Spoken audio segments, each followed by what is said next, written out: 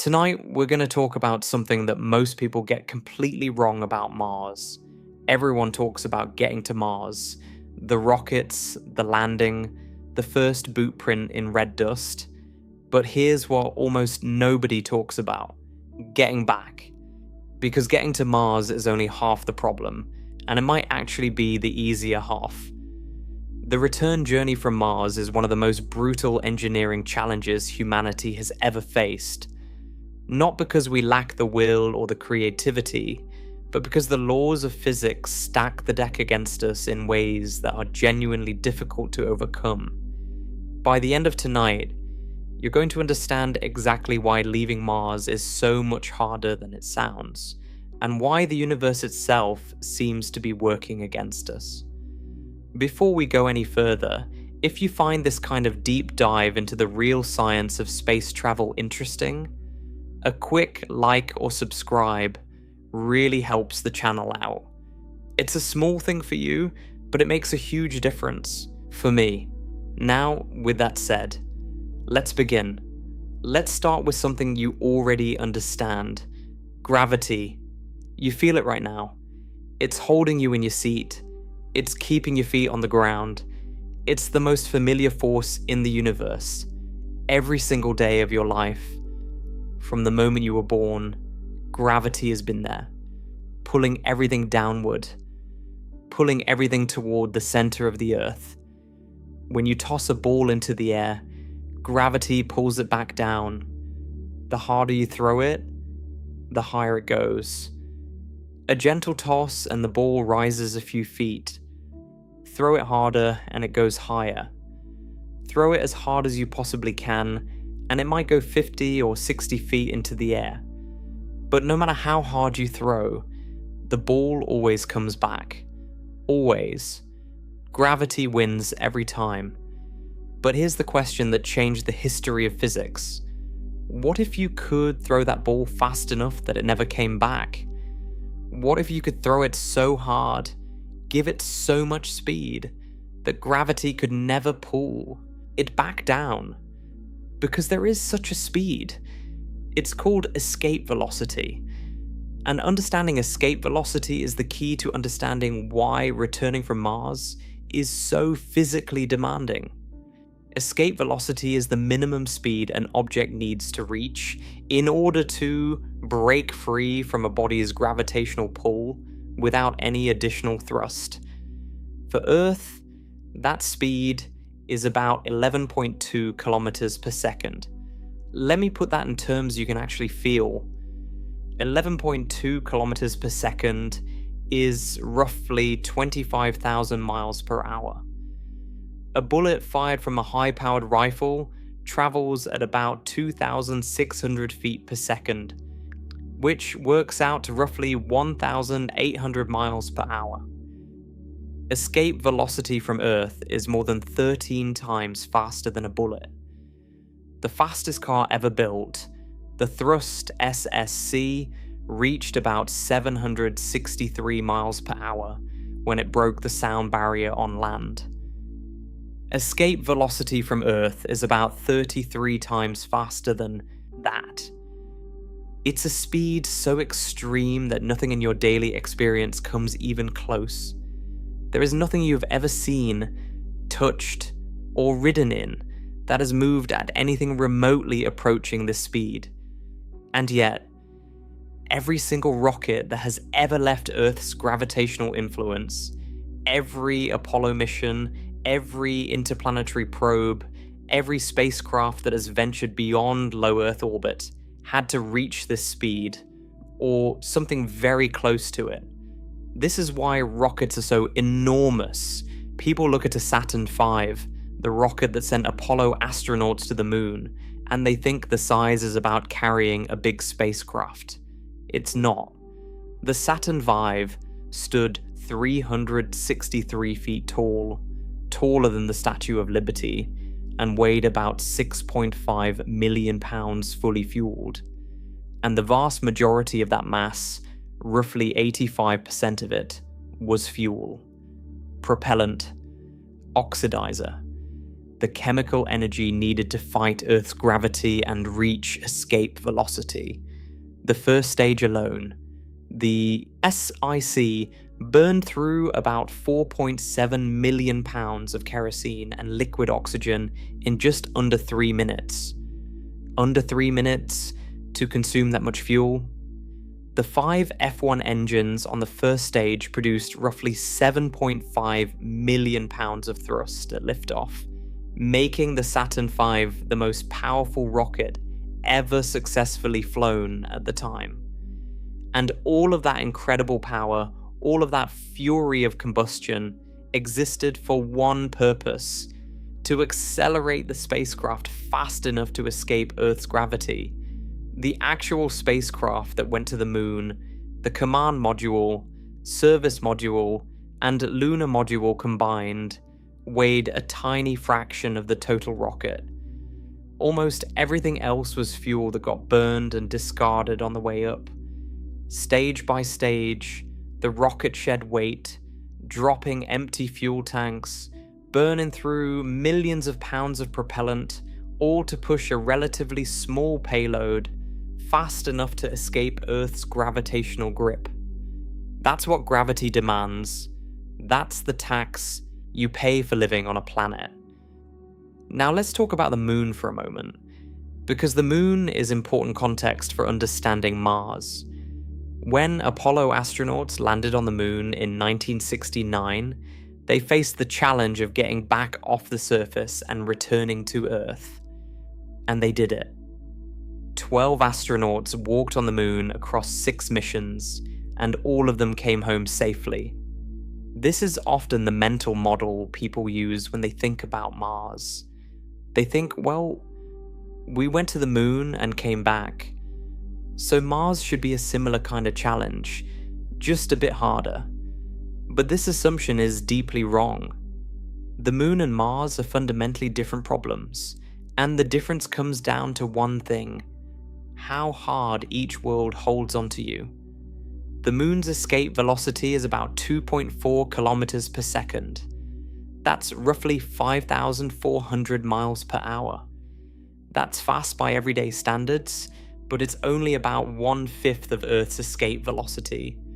The moon is small, about 1/80th of Earth's mass, and its gravity at the surface is only about 1/6 of what you feel standing on Earth right now. This means escaping the moon requires far less energy than escaping Earth. The Apollo lunar module had 2 stages: a descent stage that lowered the astronauts to the surface, and an ascent stage that launched them back into lunar orbit. The ascent stage was small. It weighed about 4,700 kilograms and carried about 2,350 kilograms of fuel. That's it. A relatively modest amount of fuel was enough to launch 2 astronauts off the lunar surface and get them into orbit around the moon, where they would rendezvous with the command module and head home. The engine fired for about 7 minutes and it was done. The astronauts were off the surface and on their way home. The whole thing worked beautifully because the moon's gravity is weak and the moon has no atmosphere. There's no air resistance to fight on the way up. No drag slowing you down. You just point your rocket upward, fire the engine, and the moon lets you go with relatively little fight. When people think about returning from Mars, many of them unconsciously apply this lunar model. They imagine a small spacecraft, a modest amount of fuel, a quick engine burn, and you're on your way home. That is not how Mars works. Not even close. Mars is a very different world. Its escape velocity is about 5.03 kilometers per second. That's roughly 11,200 miles per hour. Now, compare that to the moon's 2.4 kilometers per second. Mars's escape velocity is more than double the moon's, more than twice the speed. And because kinetic energy scales with the square of velocity, doubling the speed doesn't just double the energy requirement, it roughly quadruples it. What this means in practical terms is that escaping Mars requires approximately 4 times as much energy per kilogram as escaping the Moon. 4 times. That's not a minor increase. That's a fundamentally different category of problem. Mars has about 38% of Earth's surface gravity. If you weigh 180 pounds on Earth, you weigh about 68 pounds on Mars. That sounds manageable. It sounds almost pleasant. And in some ways, it is. Walking around on Mars would feel lighter than Earth. You could jump higher. Lifting heavy equipment would be easier. But don't let that fool you into thinking Mars is easy to leave. 38% of Earth's gravity is still enormous compared to the Moon's 17%. Mars is roughly 10 times more massive than the Moon. It has a much deeper gravity well, and climbing out of that well demands serious energy. Think of a gravity well like a pit. The more massive the object, the deeper the pit. Earth sits at the bottom of a very deep pit. The Moon sits in a shallow dip. Mars sits in a pit that's shallower than Earth's, but much deeper than the Moon's. And the energy required to climb out of that pit determines everything about your return mission. Every kilogram of crew, every kilogram of spacecraft, every kilogram of life support, food, water, scientific samples, every single kilogram you want to bring back from Mars has to be accelerated to that escape velocity. And here's the thing that makes this truly brutal.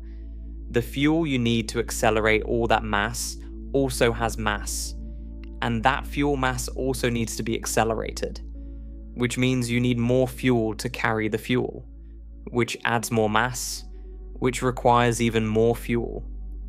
This is the fundamental problem of rocketry, and it gets dramatically worse the higher the escape velocity.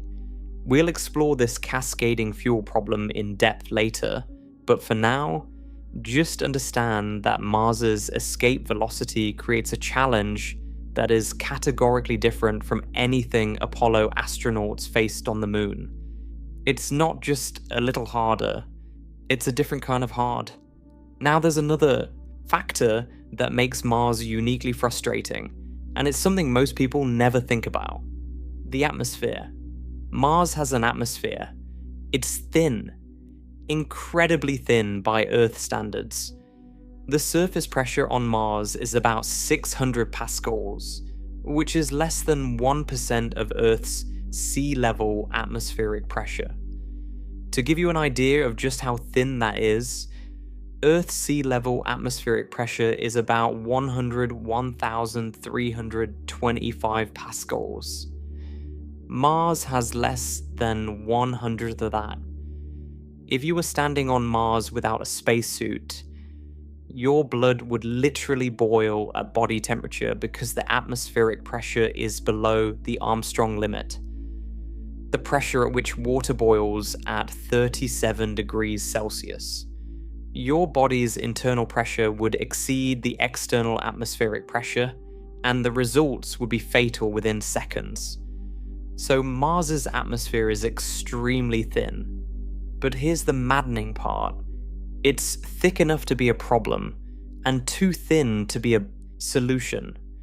When a spacecraft arrives at Mars, it's traveling at high speed. To land, it needs to slow down enormously.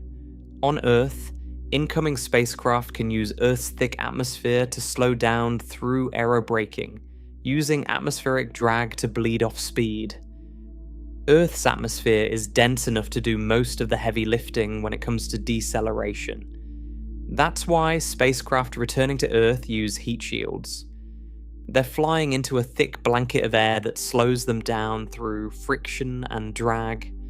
Mars's atmosphere is too thin for that to work completely. It provides some deceleration, enough that you need a heat shield, enough that your spacecraft has to deal with significant aerodynamic heating during entry, but it doesn't slow you down enough to land safely on its own. This is why landing on Mars is so notoriously difficult. You need a heat shield for the initial atmospheric entry, then parachutes to slow down further, and then rockets for the final descent, because even after the atmosphere and parachutes have done their work, you're still going too fast. Engineers sometimes call Mars the worst of both worlds. Enough atmosphere to create problems, not enough to provide solutions. But what about launch? When you're trying to leave Mars, that thin atmosphere creates drag during your ascent. It's not much. Nothing like the thick atmospheric drag a rocket fights through on Earth. But it's there. Your ascending rocket has to push through it, which costs energy. It's a small penalty, but in a mission where every kilogram and every joule of energy matters, even small penalties add up. And here's what's really frustrating. You can't use the atmosphere to help you leave. On some worlds with thick atmospheres, you could theoretically use aerodynamic lift or other atmospheric effects to assist your ascent. On Mars, the atmosphere gives you nothing useful on the way up. It only adds drag. It's a tax with no return. Let me put this all together with a concrete comparison that really drives the point home. When the Apollo 17 astronauts left the moon in December of 1972, they climbed into the ascent stage of their lunar module. It was a tiny spacecraft by any standard. The cabin was cramped. The walls were so thin you could poke a finger through them if you pushed hard enough, because every gram mattered.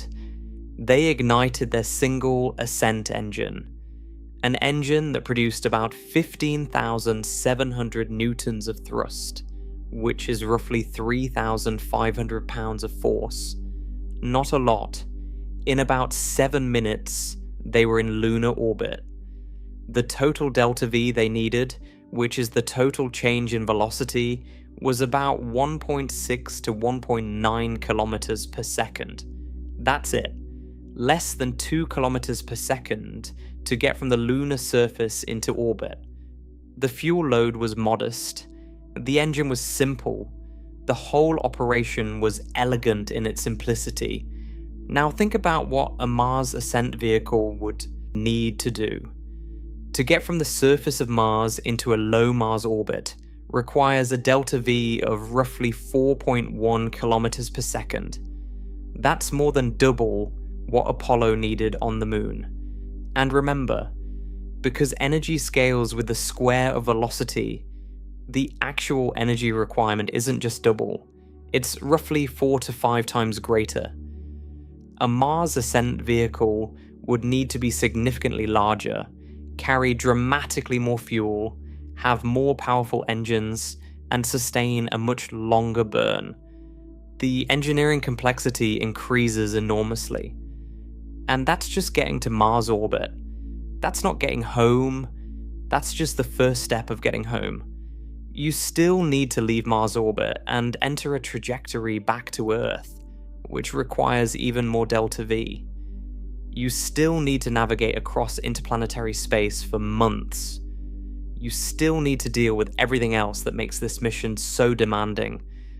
But the ascent from Mars's surface, that first climb out of the gravity well, is the single most delta V expensive maneuver of the entire return journey. It's the first and biggest hurdle. Let me give you some historical context, because it really drives home how unprecedented this challenge is. Since the early 1970s, humanity has sent dozens of missions to Mars. Orbiters, landers, rovers. The Soviet Union sent the first successful lander, Mars 3, in 1971, though it only transmitted data for about 15 seconds before going silent. NASA's Viking 1 and Viking 2 landers touched down in 1976 and operated for years. Spirit and Opportunity landed in 2004. Curiosity arrived in 2012. Perseverance landed in 2021, along with Ingenuity, the first helicopter to fly on another planet. China's Zhurong rover landed in 2021 as well. All of these missions, every single one, have been one-way trips. Not a single spacecraft has ever launched from the surface of Mars and returned to Earth. Not a robot, not a sample container, not even a small test vehicle. Nothing has ever made the return trip. And this isn't because nobody thought about it. Engineers and mission planners have been thinking about Mars return missions for decades.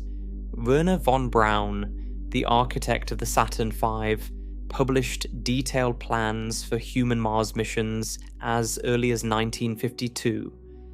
NASA has conducted study after study, producing detailed mission architectures with names like the 90-Day Study in 1989, Mars Direct in the early 1990s, the design reference architecture across several versions. Every single one of these studies has identified the return journey as the central engineering challenge of the entire mission, the single hardest thing to solve. Even the seemingly simpler task of returning a small sample of Mars rock and soil to Earth has proven extraordinarily difficult. NASA and the European Space Agency have been working on the Mars Sample Return Mission, which would bring back small tubes of rock and soil collected by the Perseverance rover. The original plan involved a lander, a small rocket called the Mars Ascent Vehicle, to launch the samples into Mars orbit, an orbiter to catch the samples and fly them home, and an Earth entry vehicle to bring them safely through Earth's atmosphere. Even for this relatively small robotic mission with no human crew, the complexity is staggering. The Mars Ascent Vehicle alone would be the first rocket ever launched from another planet's surface. It would need to survive the landing on Mars, sit on the surface for potentially months or years in extreme conditions, and then launch reliably on its first and only attempt. There are no second chances.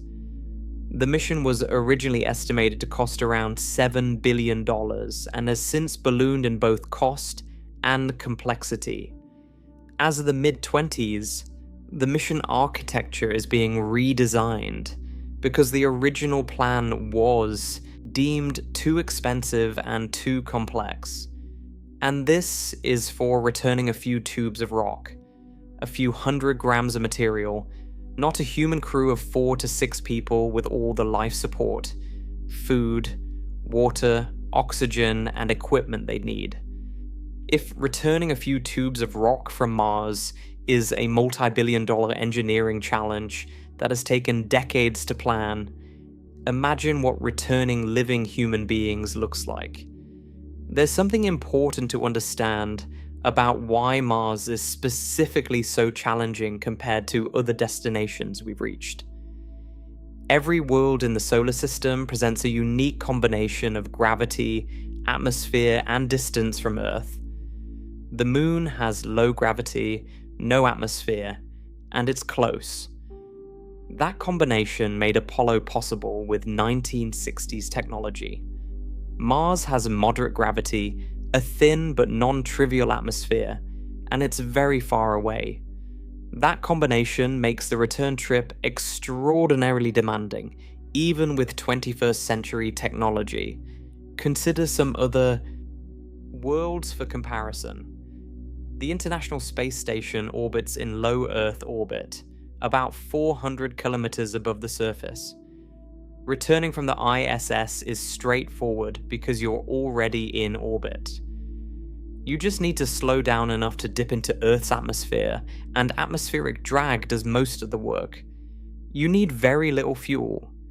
The delta V to deorbit from the ISS is only about 100 meters per second. Trivial compared to what Mars demands. Mercury, the smallest planet, has a surface gravity about 38% of Earth's, similar to Mars actually. But Mercury has virtually no atmosphere and is deep inside the Sun's gravity well, which creates its own set of problems. Getting to Mercury requires enormous energy because you have to slow down against the Sun's gravity to reach it. and the extreme temperatures at Mercury's distance from the Sun, up to about 430 degrees Celsius on the sunlit side, make surface operations extraordinarily challenging. Venus has a thick atmosphere and gravity close to Earth's, making a return from Venus's surface almost impossibly energy expensive with current technology. Venus's escape velocity is about 10.4 kilometers per second, nearly as high as Earth's. Combined with surface temperatures of roughly 460 degrees Celsius and crushing atmospheric pressure about 90 times Earth's, Venus is essentially off the table for human surface missions with any foreseeable technology.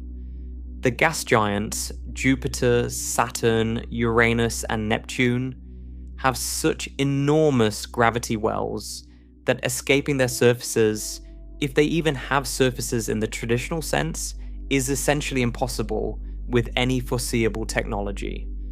Jupiter's escape velocity is about 59.5 kilometers per second, more than 5 times Earth's. Mars sits in a unique position in this landscape. It's reachable from Earth with existing rocket technology. Its gravity is low enough that landing is possible, though very challenging. But its gravity is high enough that leaving is genuinely difficult. It's in a sweet spot of accessibility that makes it the obvious target for human exploration, beyond the moon. But a bitter spot of difficulty that makes the return trip one of the hardest problems in the history of engineering. The moon was the test. It proved that humans could leave Earth, travel to another world, land on its surface, and come back. But the moon was, relatively speaking, easy. Low gravity, no atmosphere, close to Earth, frequent launch windows, abort options.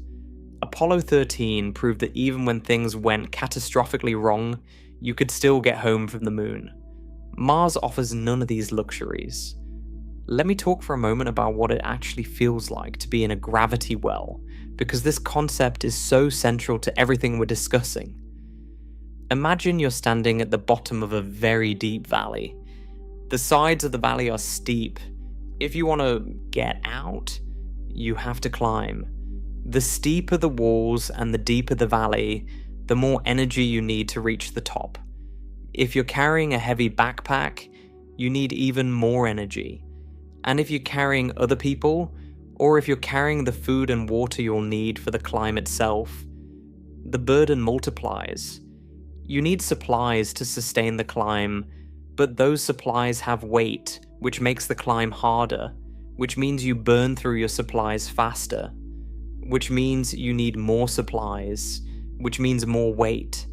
This is exactly the logic of escaping a gravity well with a rocket. The valley is the gravity well. The steepness of the walls is the escape velocity. Your backpack is the spacecraft and crew. Your supplies are the fuel. And the deeper the well, the more this cascading weight problem spirals out of control. Earth sits at the bottom of a very deep gravity well. That's why getting off Earth is so expensive and requires such enormous rockets. The moon sits in a shallow dip. Getting off the moon is comparatively cheap. Mars sits in a moderately deep well, deep enough that you can't use the small, light, simple approach that worked on the moon. You need something much more substantial, but you also need to somehow get that something to Mars in the first place, which means launching it from the bottom of Earth's even deeper gravity well first. This is the cascading nature of the problem. The fuel and vehicle you need for the Mars return had to first be launched from Earth. That means Earth had to spend enormous energy lifting everything needed for the Mars departure. The return vehicle, its fuel, the fuel tanks, the engines, the life support, the landing systems. All of it had to be accelerated to Earth's escape velocity before it could even begin the journey to Mars. Then it had to survive the transit through interplanetary space, Then it had to be slowed down and landed safely on Mars's surface without breaking. Then it had to sit on Mars for months or years waiting for the right moment to launch. And then, finally, it had to work. On the first try.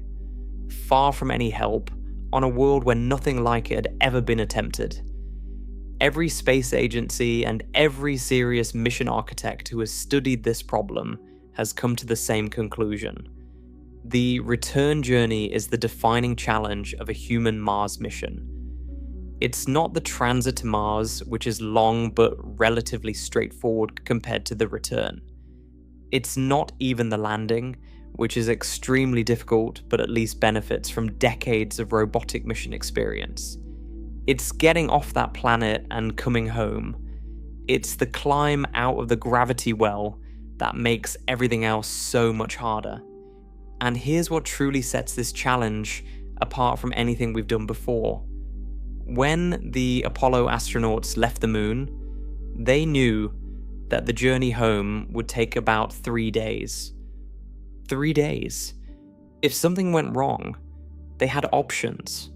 They had mission control in near constant contact. They had abort scenarios. They had the comfort of knowing Earth was close. Mars offers a completely different reality. Once you commit to a Mars mission, you are committed in a way that no human crew has ever been committed before. The distances are vast. The journey is measured in months, not days. The surface stay is measured in years, not hours.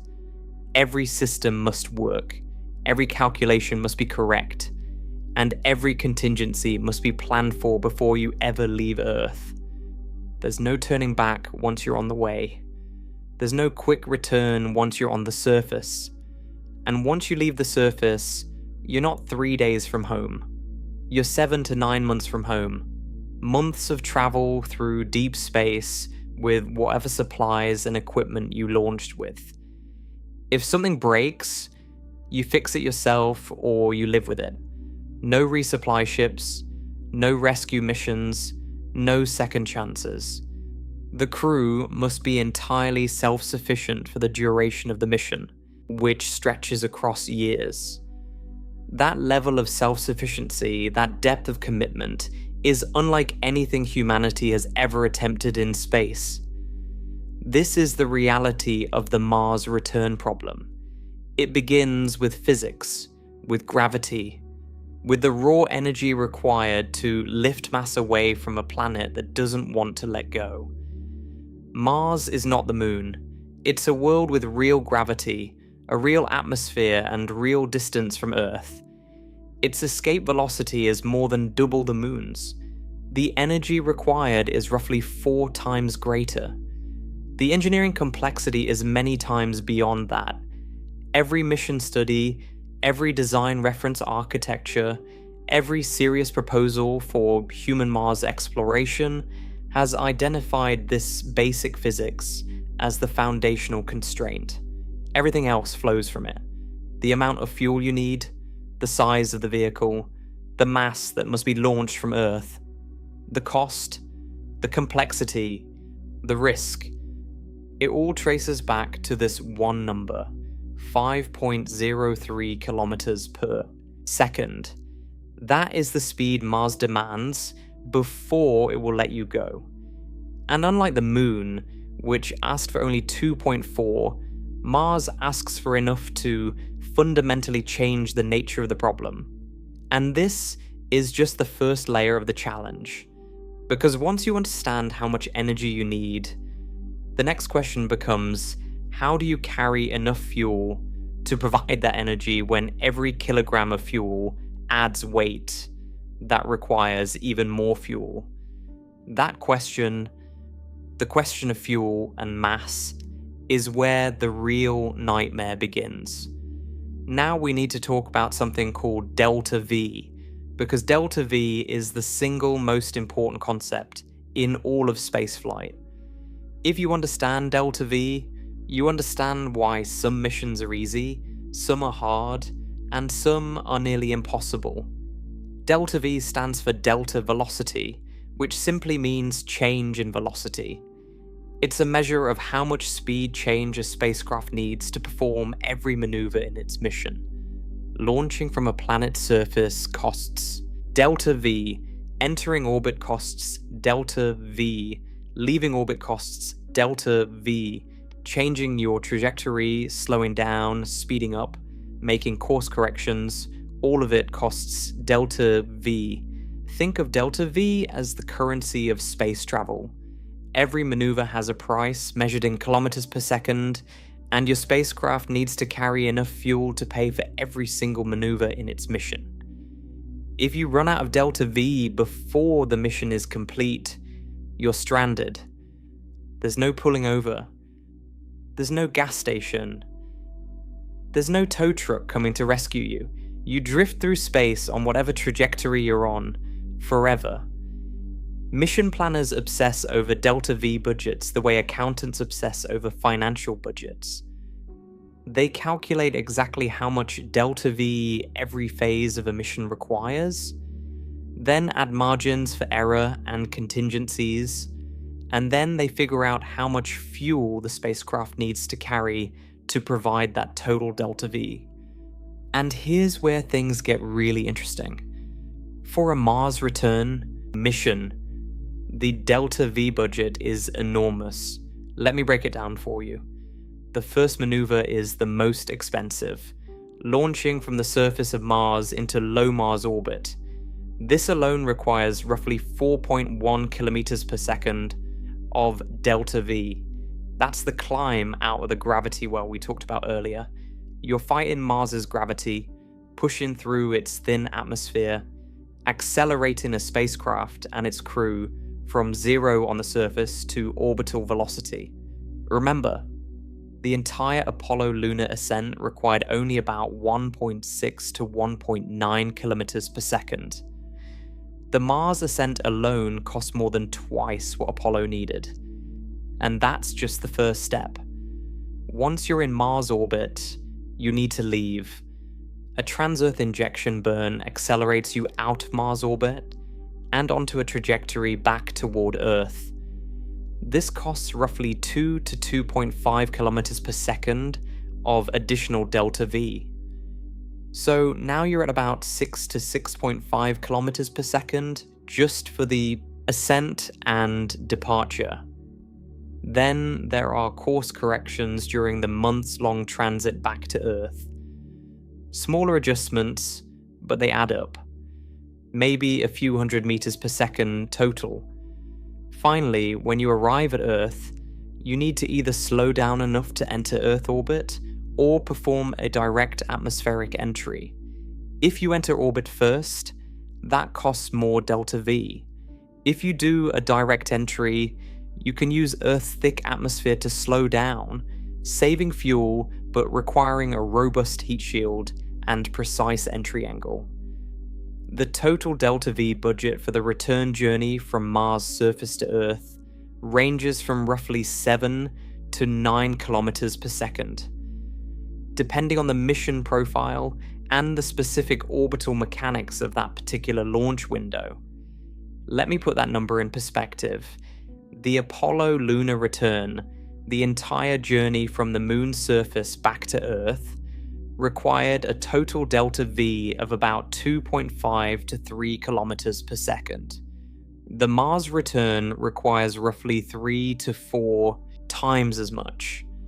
3 to 4 times more change in velocity. And as you're about to discover, 3 to 4 times more delta V does not mean 3 to 4 times more fuel. It means exponentially more fuel.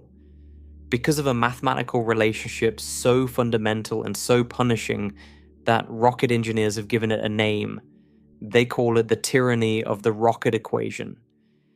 In 1903, a Russian school teacher named Konstantin Tsiolkovsky published a paper that would become one of the most important documents in the history of space exploration.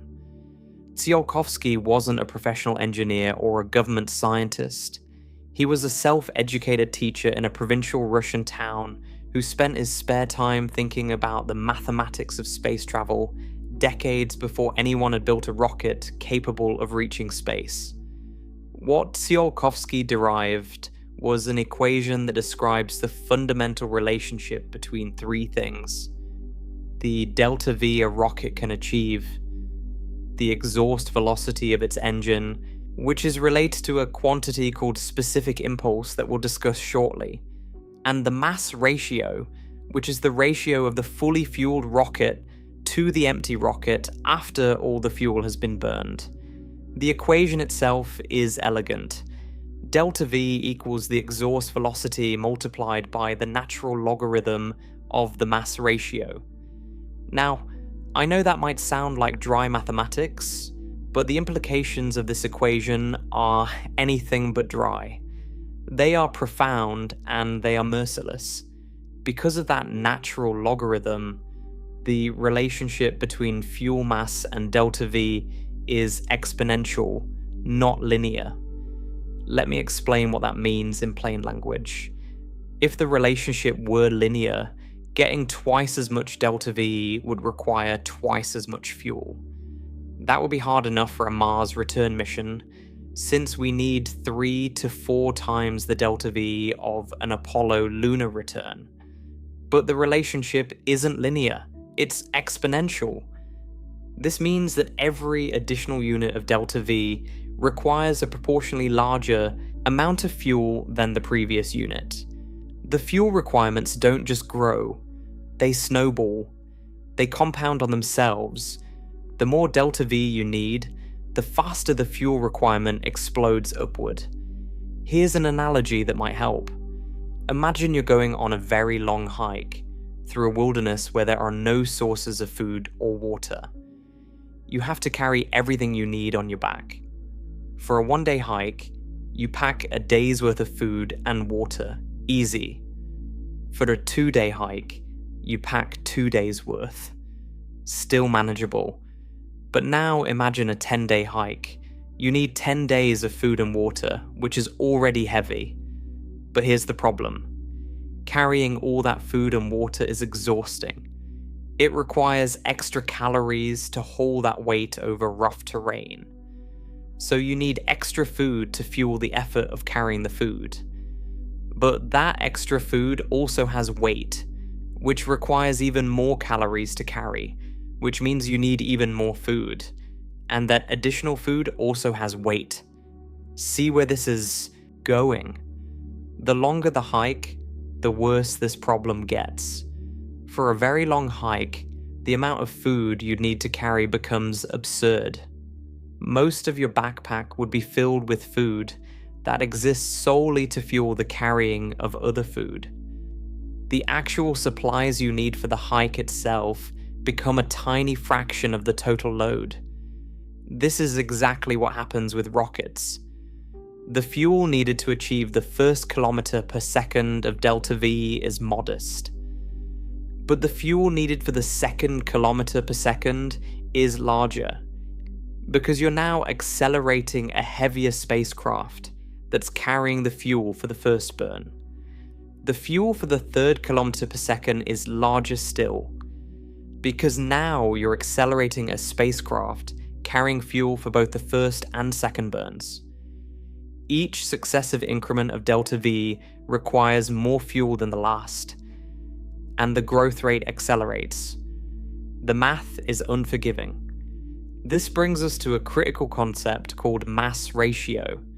The mass ratio is simply the total mass of the spacecraft when fully fueled divided by the mass of the spacecraft when empty, after all the fuel has been burned. A mass ratio of 2 to 1 means the fully fueled spacecraft is twice as heavy as the empty one, so half the total mass is fuel. That's actually pretty efficient. You could achieve a modest amount of delta V with that. A mass ratio of 4 to 1 means 3/4 of the spacecraft's total mass is fuel. A mass ratio of 8 to 1 means 7/8 of the total mass is fuel. Only 1/8 is actual spacecraft, engines, structure, crew, life support, and payload. For a Mars return using chemical rockets, the mass ratios get truly punishing. To achieve 7 to 9 kilometers per second of delta V with the best chemical rocket engines available, you need a mass ratio somewhere in the range of 6 to 1 all the way up to 12 to 1, depending on the engine efficiency and the exact delta V target. Let's use a conservative number and say a mass ratio of 8 to 1.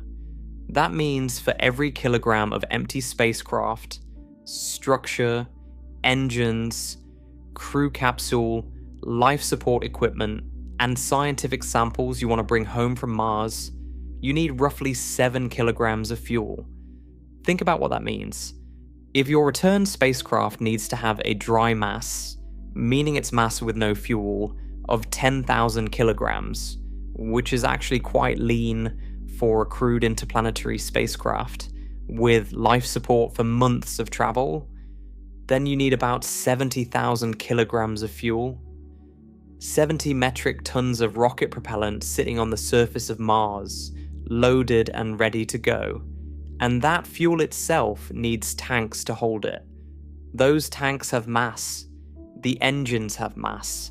The support structures have mass.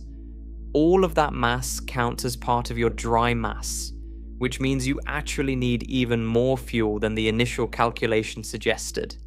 The numbers spiral upward. This is what engineers mean when they talk about the tyranny of the rocket equation. The word tyranny is deliberate. It's not just a challenge or a difficulty. It's a mathematical relationship that imposes absolute constraints on what chemical rockets can do. You can't negotiate with it. You can't engineer around it. You can only work within its limits or find fundamentally different approaches. Now let me introduce one more concept that makes this picture complete. Specific impulse. Specific impulse, often abbreviated as ISP, is a measure of how efficiently a rocket engine uses its fuel. It's measured in seconds, and the higher the number, the more efficient the engine. What specific impulse tells you is how many seconds 1 kilogram of fuel can produce 1 newton of thrust. An engine with high specific impulse gets more push out of every kilogram of fuel. Chemical rockets, the kind we've been using since the dawn of the space age, have specific impulses that range from about 250 seconds for simple solid rockets to about 450 seconds for the most efficient liquid hydrogen and liquid oxygen engines. The Space Shuttle main engine achieved a specific impulse of about 453 seconds in vacuum. SpaceX's Raptor engine, which burns methane and liquid oxygen and is designed for the Starship vehicle, achieves about 380 seconds in vacuum. These numbers have very concrete implications.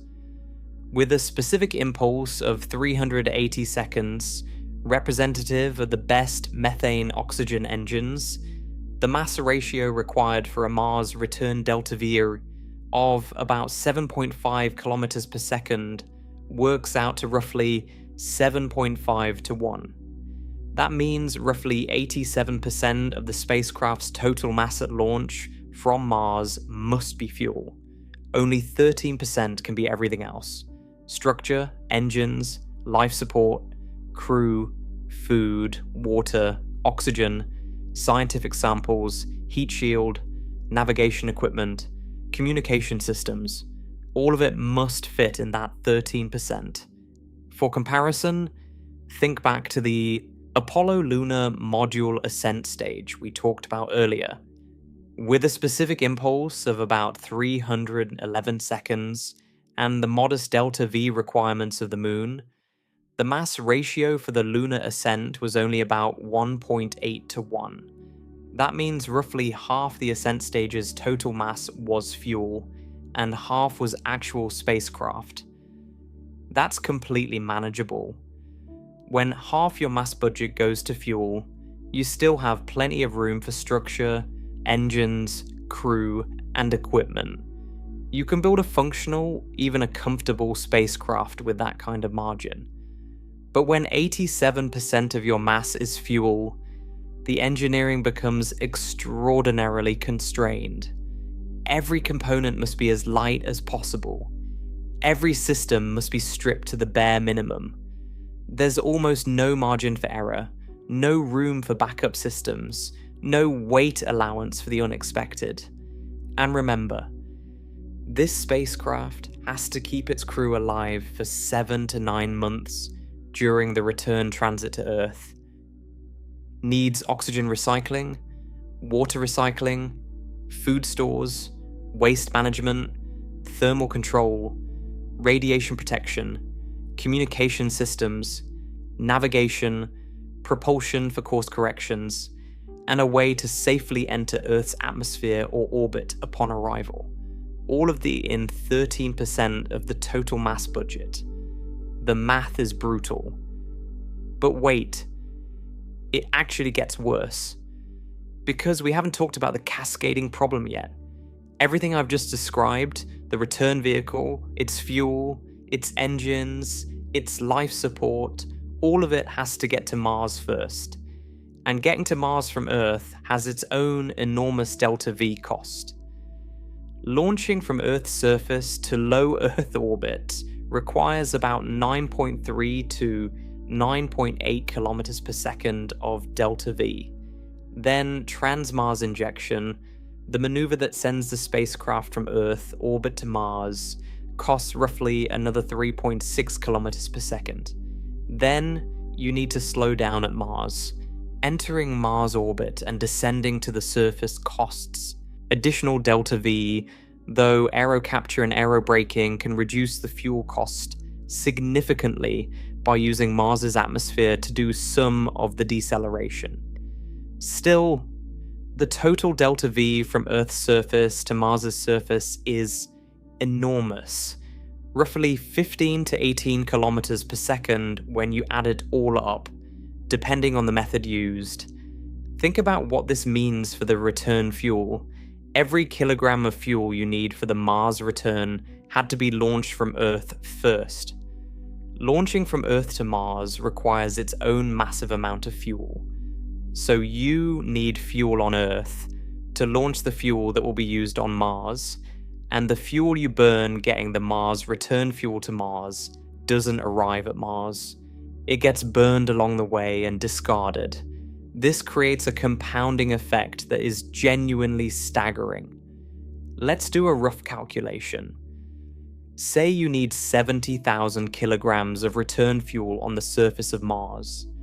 To deliver that fuel from Earth to the Martian surface, accounting for the delta V of Earth launch, trans-Mars injection, Mars entry and landing, and the structural mass of the delivery vehicles, you might need to launch something like 10 to 20 times that mass from Earth's surface. That's 700,000 to 1.4 million kilograms of total launch mass from Earth, just for the return fuel. That's multiple launches of the largest rockets ever built, just to deliver fuel to Mars so the astronauts can come home. The costs multiply at every stage. This is the cascading nature of the rocket equation applied across multiple mission phases. It's not just the tyranny operating once. It's the tyranny operating at every stage of the journey, each stage amplifying the demands of the stages that follow. This is exactly why the most promising proposed solution for the Mars return fuel problem is to simply not bring the fuel from Earth at all. Instead, make it on Mars. The idea is called In Situ Resource Utilization, or ISRU, and it might be the single most important technology needed to make a human Mars return mission feasible. The concept is elegant in its simplicity. Mars's atmosphere is about 96% carbon dioxide. There is water ice in the Martian soil, particularly near the poles and in certain mid-latitude regions. With the right chemical processing equipment and a sufficient power source, you can combine carbon dioxide from the atmosphere with water extracted from the soil to produce methane and liquid oxygen. methane and liquid oxygen, which happen to be the propellants used by SpaceX's Raptor engine on the Starship vehicle. The chemistry is well understood. It's a process called the Sabatier reaction, first described in 1902 by French chemist Paul Sabatier. Carbon dioxide plus hydrogen yields methane plus water. The water can be electrolyzed, which means split using electricity into hydrogen and oxygen. The hydrogen gets recycled back into the Sabatier reaction. The oxygen gets stored as liquid oxidizer. The result is a chemical processing loop that takes in carbon dioxide and water and produces rocket propellant. The most prominent advocate for this approach was Robert Zubrin, an American aerospace engineer who, in the early 1990s, proposed a mission architecture called Mars Direct. Zubrin's concept was revolutionary in its simplicity compared to the massive, complex mission architectures that NASA had been studying. The idea was straightforward. First, send an unmanned Earth return vehicle to Mars, along with a chemical processing plant and a nuclear or solar power source.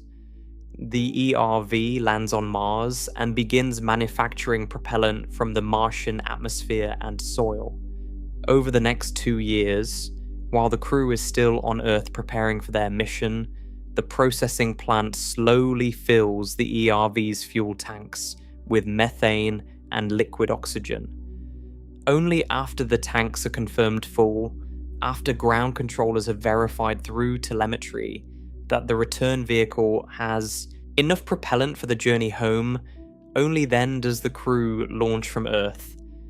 They arrive at Mars knowing their ride home is already fueled and waiting for them. This approach dramatically reduces the mass that needs to be launched from Earth. Instead of launching hundreds of thousands of kilograms of return propellant from Earth, you launch a relatively modest chemical processing plant and power source. The Mars atmosphere and soil provide the raw materials. Mars itself becomes the fuel depot. SpaceX's Starship architecture relies heavily on this same concept. Elon Musk has stated repeatedly that Starship missions to Mars would depend on ISRU to produce the methane and liquid oxygen needed for the return trip. Without ISRU, the Starship would need to carry all its return fuel from Earth, which would either require the vehicle to be much larger or dramatically reduce the useful payload it could deliver to Mars, or both. ISRU is not just a nice idea for reducing costs. For many proposed mission architectures, it's a fundamental requirement without which the mission is physically impossible with any reasonable launch vehicle. But here's the problem. ISRU has never been demonstrated at anything close to the scale needed for a human return mission. The concept is sound in theory. The chemistry works in the laboratory, but producing tens of thousands of kilograms of rocket propellant on the surface of another planet, in an environment that is brutally cold, constantly dusty, and utterly devoid of human infrastructure, is a completely different challenge. The closest we've come to testing ISRU on Mars is the MOXIE experiment, which stands for Mars Oxygen In Situ Resource Utilization Experiment. MOXIE is a small instrument aboard NASA's Perseverance rover, which landed on Mars in February 2021. Roughly the size of a car battery, MOXIE takes carbon dioxide from the Martian atmosphere and separates it into oxygen and carbon monoxide through solid oxide electrolysis. Over its operational period, MOXIE successfully produced oxygen multiple times, generating about 12 grams of oxygen per hour at its peak. 12 grams per hour. That's a little less than half an ounce per hour. A human Mars return mission would need somewhere in the range of 20 to 30 metric tons of liquid oxygen alone, along with roughly 7 to 10 metric tons of liquid methane. That's tens of thousands of kilograms. Moxie produced grams. The gap between Moxie's output and what a full-scale ISRU plant would need to produce is a factor of roughly 1 million. Moxie proved that the basic chemistry works on Mars. That's valuable and important. But going from a proof of concept that produces grams to an industrial scale plant that produces tens of thousands of kilograms is an enormous engineering leap. It's like saying, you've proven you can light a match, and now you need to build a power plant. The power requirements for full-scale ISRU are significant. Processing that much carbon dioxide and water takes a lot of energy. Estimates vary, but a full-scale ISRU plant for a human Mars mission might require somewhere in the range of 25 to 40 kilowatts of continuous power. On Earth, that's trivial. A modest diesel generator could provide that much power. On Mars, it's a serious challenge. Solar power on Mars is roughly half as effective as on Earth, because Mars is farther from the Sun. Mars also has dust storms that can reduce solar panel output by 90% or more for weeks at a time. A dust storm at the wrong moment could shut down your propellant production entirely. Nuclear power is more reliable but brings its own challenges. A nuclear reactor capable of producing 25 to 40 kilowatts on Mars would need to be launched from Earth, transported to Mars, landed safely, deployed, and activated, all robotically before the crew arrives. The reactor would need to function reliably for years in an environment it was never tested in. No nuclear reactor has ever been operated on the surface of another planet. Then there's the question of water. The Sabatier reaction requires hydrogen, which is most practically obtained by extracting water from the Martian soil and splitting it through electrolysis. We know water ice exists on Mars. Orbital observations from spacecraft like Mars Odyssey and Mars Reconnaissance Orbiter have confirmed subsurface water ice in many locations. The Phoenix lander directly observed water ice just below the surface, near the Martian North Pole in 2008. But extracting water ice from Martian soil at an industrial scale presents its own challenges. How deep is the ice? How much energy does it take to dig it out and heat it? How do you deal with the perchlorates and other toxic chemicals in the Martian soil that would contaminate the water? These are solvable problems, but they add complexity, mass, power requirements, and risk. Every additional system that must work is another potential point of failure. And on Mars, failure can mean a crew stranded with no way home. There's also the timeline pressure. In most mission architectures, the ISRU plant would need to operate for roughly 18 to 24 months before the crew arrives, slowly producing and storing propellant. Over that entire period, the plant, the power source, the propellant storage tanks, the electrolysis systems, the Sabatier reactors, all of it must function without human maintenance or repair. If a valve fails, if a seal degrades, if dust accumulates on a critical sensor, if a component wears out, there's nobody there to fix it. Everything must either be robust enough to survive 2 years of autonomous operation in a harsh environment, or be designed with enough redundancy that failures don't compromise the mission. Building machines that run reliably for years without human intervention in an environment we've never tested them in is an extraordinary engineering challenge.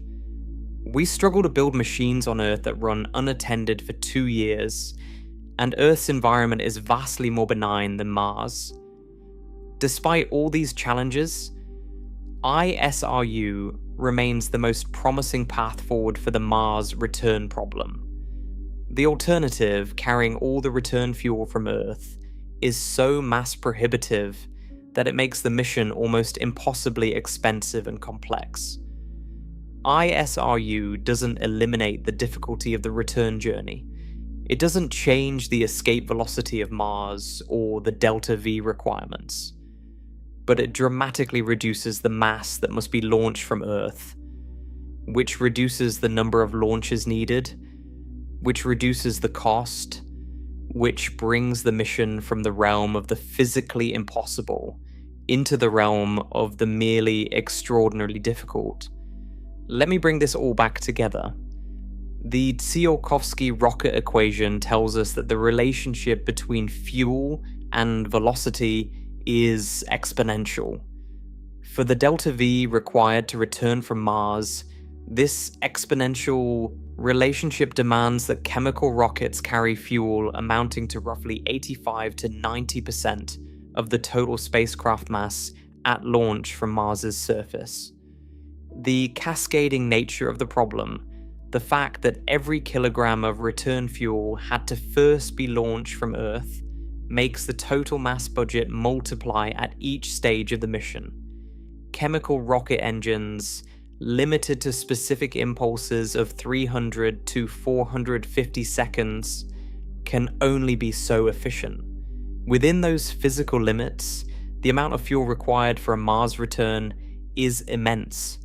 ISRU offers a way to break the cascading problem by manufacturing fuel on Mars rather than hauling it from Earth. But ISRU at the necessary scale has never been demonstrated. It remains a promising concept, a solved problem in theory, but an unproven technology in practice. The gap between laboratory chemistry and industrial scale propellant production on another planet is vast. And here's the deeper insight. The rocket equation isn't something we can outsmart with clever engineering. It's a law of physics. As long as we're using rockets that work by throwing mass out the back, which is what all chemical rockets do, the equation applies. It sets hard limits on what's achievable. You can optimize within those limits. You can choose better fuels with higher specific impulse. You can reduce the dry mass of your spacecraft through advanced materials and miniaturized systems. You can use ISRU to avoid the cascading mass problem. But you cannot escape the fundamental exponential relationship between delta V and fuel mass.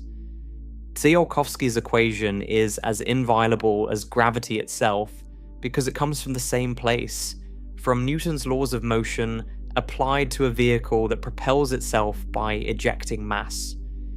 The delta V budget for a Mars return is set by orbital mechanics and gravity. The rocket equation translates that delta V budget into a fuel requirement. And the fuel requirement is enormous. This is the second layer of why returning from Mars is so hard. The first layer was the raw physics of gravity and escape velocity. This second layer is the mathematics of how rockets actually work within those physical constraints. Every kilogram matters. Every second of specific impulse matters. Every fraction of a percent improvement in mass ratio matters. The margins are thin. The demands are extreme, and the math is unforgiving. But even all of this, even the crushing weight of the gravity well and the tyranny of the rocket equation, is only part of the story. Because there's another constraint on the Mars return that has nothing to do with fuel and nothing to do with engines. It has to do with time, with the geometry of the solar system itself, with the simple fact that Mars and Earth are not sitting still, and the window of opportunity to travel between them is narrow, infrequent, and absolutely non-negotiable. So far, we've been talking about energy. The energy needed to escape Mars's gravity. The energy stored in rocket fuel and governed by the merciless mathematics of the Tsiolkovsky equation. But now we need to talk about something different. Something that can't be solved by building bigger rockets or manufacturing fuel on Mars. we need to talk about time. Because the solar system doesn't care about your schedule. It doesn't care about your budget. It doesn't care about how ready you are or how badly you want to come home. The planets move on their own terms, on their own timelines, according to rules set down by gravity and orbital mechanics billions of years ago. And those rules dictate exactly when you can leave Mars and exactly when you can't. This is the tyranny of time. And it is every bit as unforgiving as the tyranny of the rocket equation. To understand why timing matters so much, you first need to understand something about how planets move. Earth and Mars both orbit the Sun, but they don't orbit at the same speed or at the same distance. Earth orbits at an average distance of about 150 million kilometers from the Sun, completing one full orbit every 365.25 days. That's our year. Mars orbits farther out, at an average distance of about 228 million kilometers from the Sun, and it takes about 687 Earth days to complete one orbit. That's roughly 1 year and 10.5 months. Because Earth orbits faster and closer to the Sun, it's constantly changing position relative to Mars. Sometimes Earth and Mars are on the same side of the Sun, relatively close together. Other times they're on opposite sides, with the Sun between them. The distance between the two planets varies enormously, from about 55 million kilometers at their closest approach to about 400 million kilometers when they're on opposite sides of the Sun. That's a factor of more than 7 in distance, depending on where each planet happens to be in its orbit. This constantly changing geometry is the fundamental constraint on interplanetary travel. You can't just point a rocket at Mars and fly in a straight line. That would work in a universe where the planets stood still, but they don't. Mars is a moving target, orbiting the Sun at about 24 kilometers per second. Earth is also moving at about 30 kilometers per second. Everything is in motion. Everything is changing position. And your spacecraft, once launched, is also in orbit around the Sun, following its own curved path through space. Getting from one planet to another is like trying to throw a ball from one moving car to another moving car on a circular track, where both cars are traveling at different speeds and following different lanes. You can't just throw the ball straight at the other car, because by the time the ball gets there, the car has moved. You have to throw the ball to where the car will be, not where it is now. And you have to time the throw precisely so that the ball and the car arrive at the same point at the same time. This is essentially what interplanetary navigation is. You're launching a spacecraft from a moving planet, aiming it at where another moving planet will be months from now, and trusting that the mathematics of orbital mechanics will bring them together at the right time and the right place. The most fuel-efficient way to do this was worked out in 1925 by a German engineer named Walter Hohmann. His solution is called a Hohmann transfer orbit, and it remains the baseline for almost all interplanetary mission planning to this day. The idea is beautifully elegant.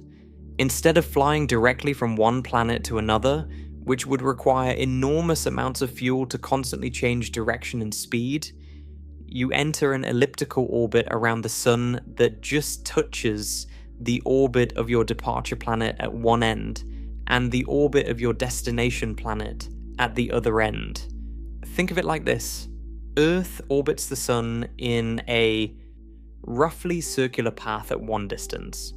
Mars orbits in a roughly circular path at a greater distance.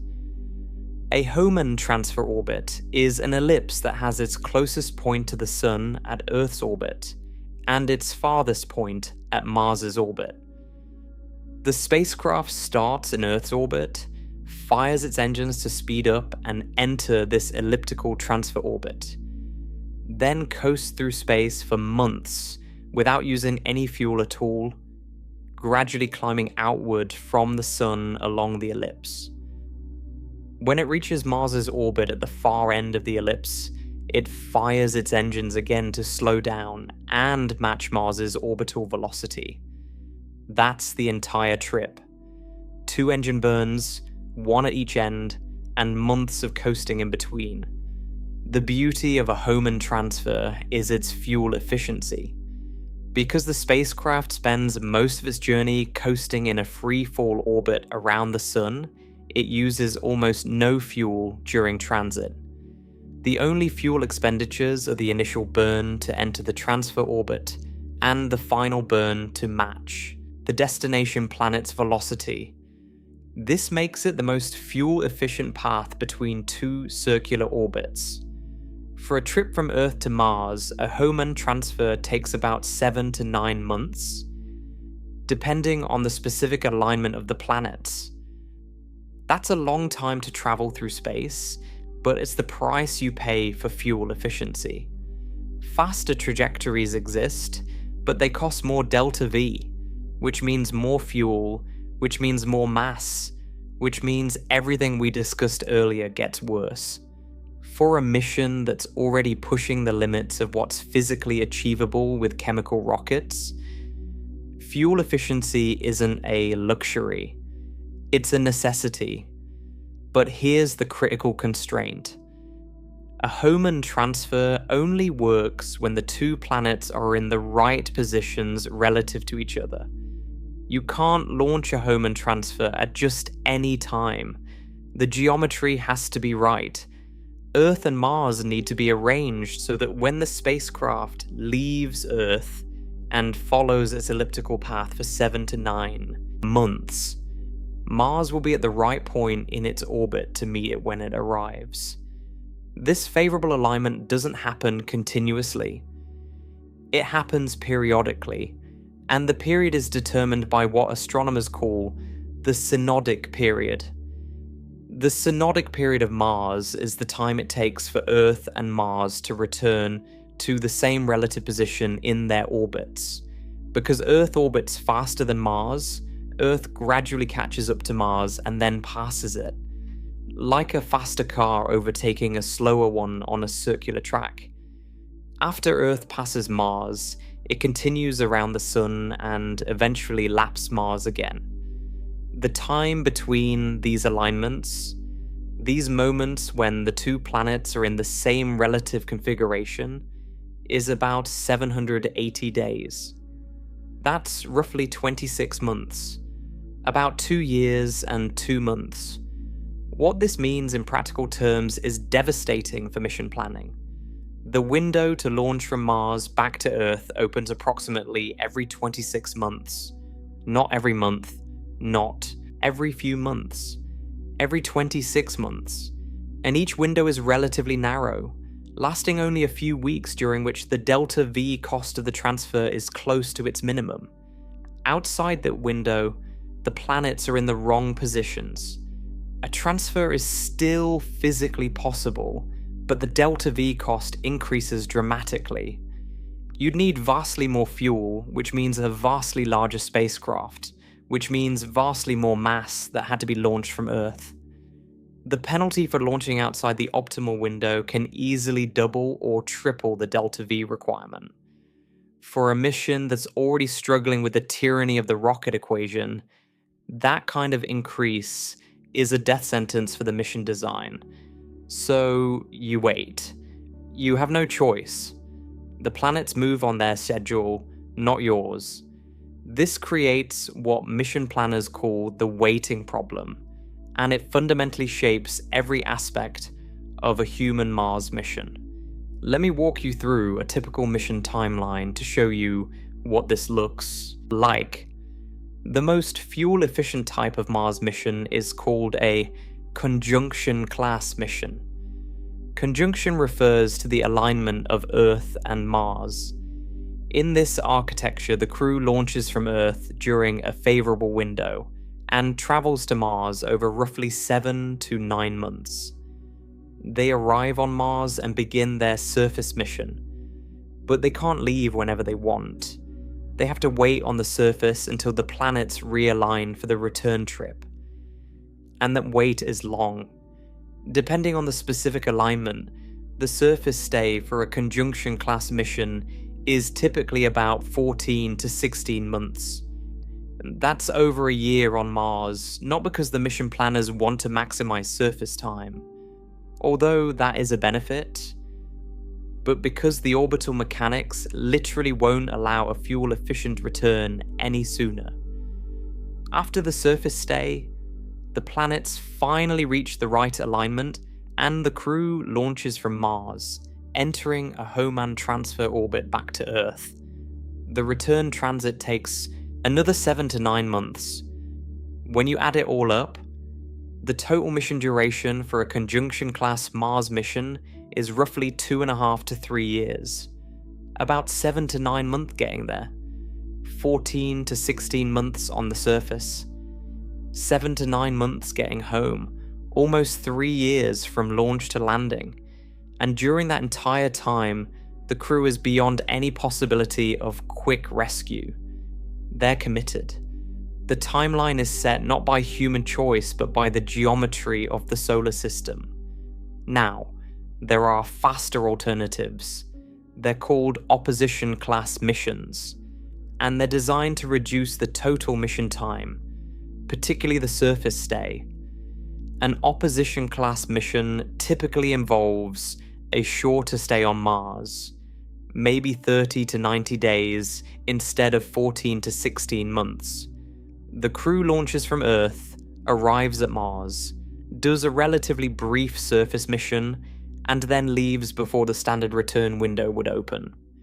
To make this work, the spacecraft doesn't follow a simple Hohmann transfer on the return leg.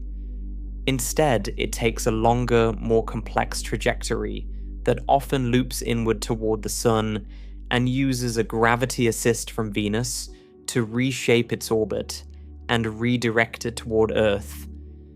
This allows the crew to leave Mars sooner, but the price is steep. The delta V requirements for an opposition class mission are significantly higher than for a conjunction class mission. You need more fuel for the outbound leg, more fuel for the return leg, and you're sending the spacecraft on a longer path through space, even though the total mission time is shorter. The trajectory often brings the spacecraft closer to the Sun than Earth's orbit, which increases radiation exposure for the crew, a problem we'll address later. The total transit time through space is actually longer because the return path loops inward and then back outward. And because you need more fuel, you can carry less payload, less equipment for the surface mission, fewer supplies, fewer scientific instruments, less margin for error. Opposition class missions trade surface time for total mission time, and they pay for it with fuel, radiation exposure, and reduced capability. Most serious Mars mission architectures favor the conjunction class approach because the longer surface stay actually provides more time for meaningful exploration, and because the fuel savings are critical for a mission that's already pushing against the limits of what's physically possible. Now, here's where the waiting problem becomes truly frightening. What if something goes wrong? What if the crew arrives at Mars, prepares for their 14 to 16 months on the surface, but discovers a problem with the return vehicle? Maybe the ISRU plant that was supposed to manufacture their return fuel had a malfunction and the tanks aren't full. Maybe a critical engine component was damaged during landing. Maybe a Martian dust storm covered the solar panels that power the fuel production facility and delayed the process by months. If the crew can't launch during their planned return window, they don't have the option of launching a few weeks or months later when things are fixed. The next favorable return window is 26 months away. 26 months. That's more than 2 additional years on Mars. 2 years that weren't part of the plan. 2 years for which the mission may not have adequate supplies. Think about what that means in practical terms. The original mission planned for 14 to 16 months on the surface. The crew has food, water, oxygen, spare parts, and medical supplies calculated for that duration, plus some margin. If they miss their window and have to stay an additional 26 months, they now need supplies for roughly 40 to 42 months total. That's nearly 3.5 years on the surface of Mars. Do they have enough food, enough water, enough spare parts for the life support system, enough medical supplies, enough breathable air? Every consumable that was calculated for a 16-month stay now needs to last more than twice as long. This contingency, the missed window scenario, is something mission planners must account for from the very beginning. You can't design a Mars mission assuming everything will go perfectly. That's never happened in the history of spaceflight. Things go wrong, equipment fails, unexpected problems arise. Murphy's Law operates on Mars just as reliably as it does on Earth. So the mission has to be designed with enough supplies, enough redundancy, and enough capability to survive a missed window. And that means packing extra food, extra water, extra oxygen generation capacity, extra spare parts, extra everything. All of which adds mass. All of which has to be launched from Earth. All of which makes the rocket equation even more punishing. The contingency planning for a missed window is one of the biggest drivers of mission mass. It's not something you hope to use, it's something you have to carry just in case. And it makes the entire mission heavier, more expensive, and more complex. Even within the optimal launch window, the exact timing of the departure from Mars matters enormously. The window isn't a single moment. It's a span of a few weeks during which the delta-v cost is near its minimum. But within that span, there's an optimal day and even an optimal hour. Launch on the optimal day and you minimize your fuel consumption. Launch a few days early and the delta-v cost goes up. Launch a few days late and it goes up. Launch a week or two outside the optimal period and the penalty becomes severe. Launch a month outside the window and you may not have enough fuel to complete the return, or you'll arrive at Earth on a trajectory that's too fast for a safe, atmospheric entry. Interplanetary navigation requires precision that is almost hard to believe. The spacecraft must be aimed at a specific point in space, a point where Earth will be 7 to 9 months from now. It must arrive at that point at a specific time, traveling at a specific speed, at a specific angle.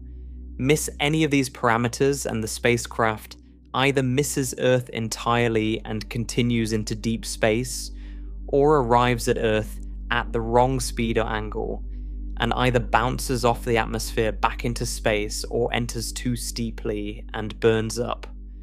Course corrections during transit can compensate for small errors, but those corrections cost delta-v, which costs fuel, which was already calculated to the razor-thin margins we discussed earlier. There's very little room for error in any direction. The contrast with the Apollo program could not be more stark. The Moon orbits Earth every 27.3 days. This means that favorable launch windows from the Moon back to Earth occur roughly every month, not every 26 months.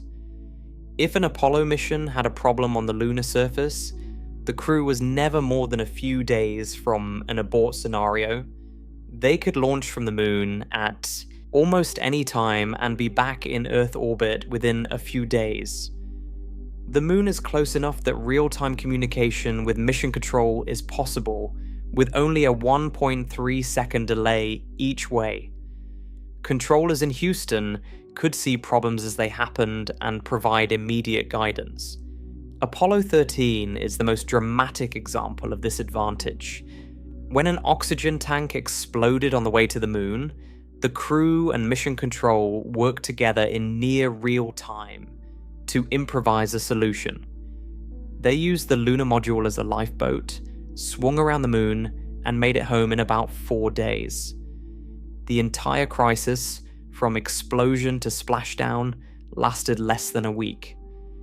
Mission control was involved in every decision, every calculation, every improvisation. They talked to the crew constantly. They ran simulations on the ground. They tested procedures. They guided the astronauts through every step of the emergency. Now, imagine a similar emergency on Mars. An explosion damages critical life, support on the Martian surface. The crew calls Earth for help. Their message, traveling at the speed of light, takes somewhere between 4 and 24 minutes to reach mission control, depending on where Mars is in its orbit relative to Earth. Let's say it takes 12 minutes on average. Mission control receives the message, assesses the situation, formulates a response, and transmits it back. Another 12 minutes for the reply to reach Mars. That's a 24-minute round trip at minimum for a single exchange. If the situation requires back and forth discussion, every exchange takes at least 24 minutes. A conversation that would take 10 minutes on a phone call could take hours across interplanetary distances. And if the emergency requires immediate action, if something needs to be done in the next 5 minutes or people die, then mission control is useless. The crew won't even receive Earth's first response for 12 minutes. Whatever happens in those first critical minutes, the crew is on their own. This communication delay fundamentally changes the nature of the mission.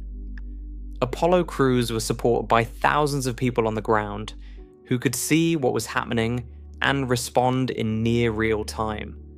Mars crews will be effectively alone. They must be capable of diagnosing and solving any problem that arises without help from Earth. Every system failure, every medical emergency, every unexpected situation must be handled by the people on site with whatever tools and knowledge they have. This requires a crew that is not just well-trained, but deeply cross-trained. Every crew member needs to understand every system. Every person needs to be capable of performing emergency repairs on equipment they might not have specialized in. The crew needs doctors who are also engineers, engineers who are also geologists, geologists who are also pilots. The level of autonomous capability required is far beyond anything we've ever demanded of a space crew. And this autonomy extends to the return vehicle itself. If something goes wrong with the rocket that's supposed to take the crew off Mars, they need to be able to diagnose and fix it themselves. There's no calling the manufacturer. There's no sending for spare parts.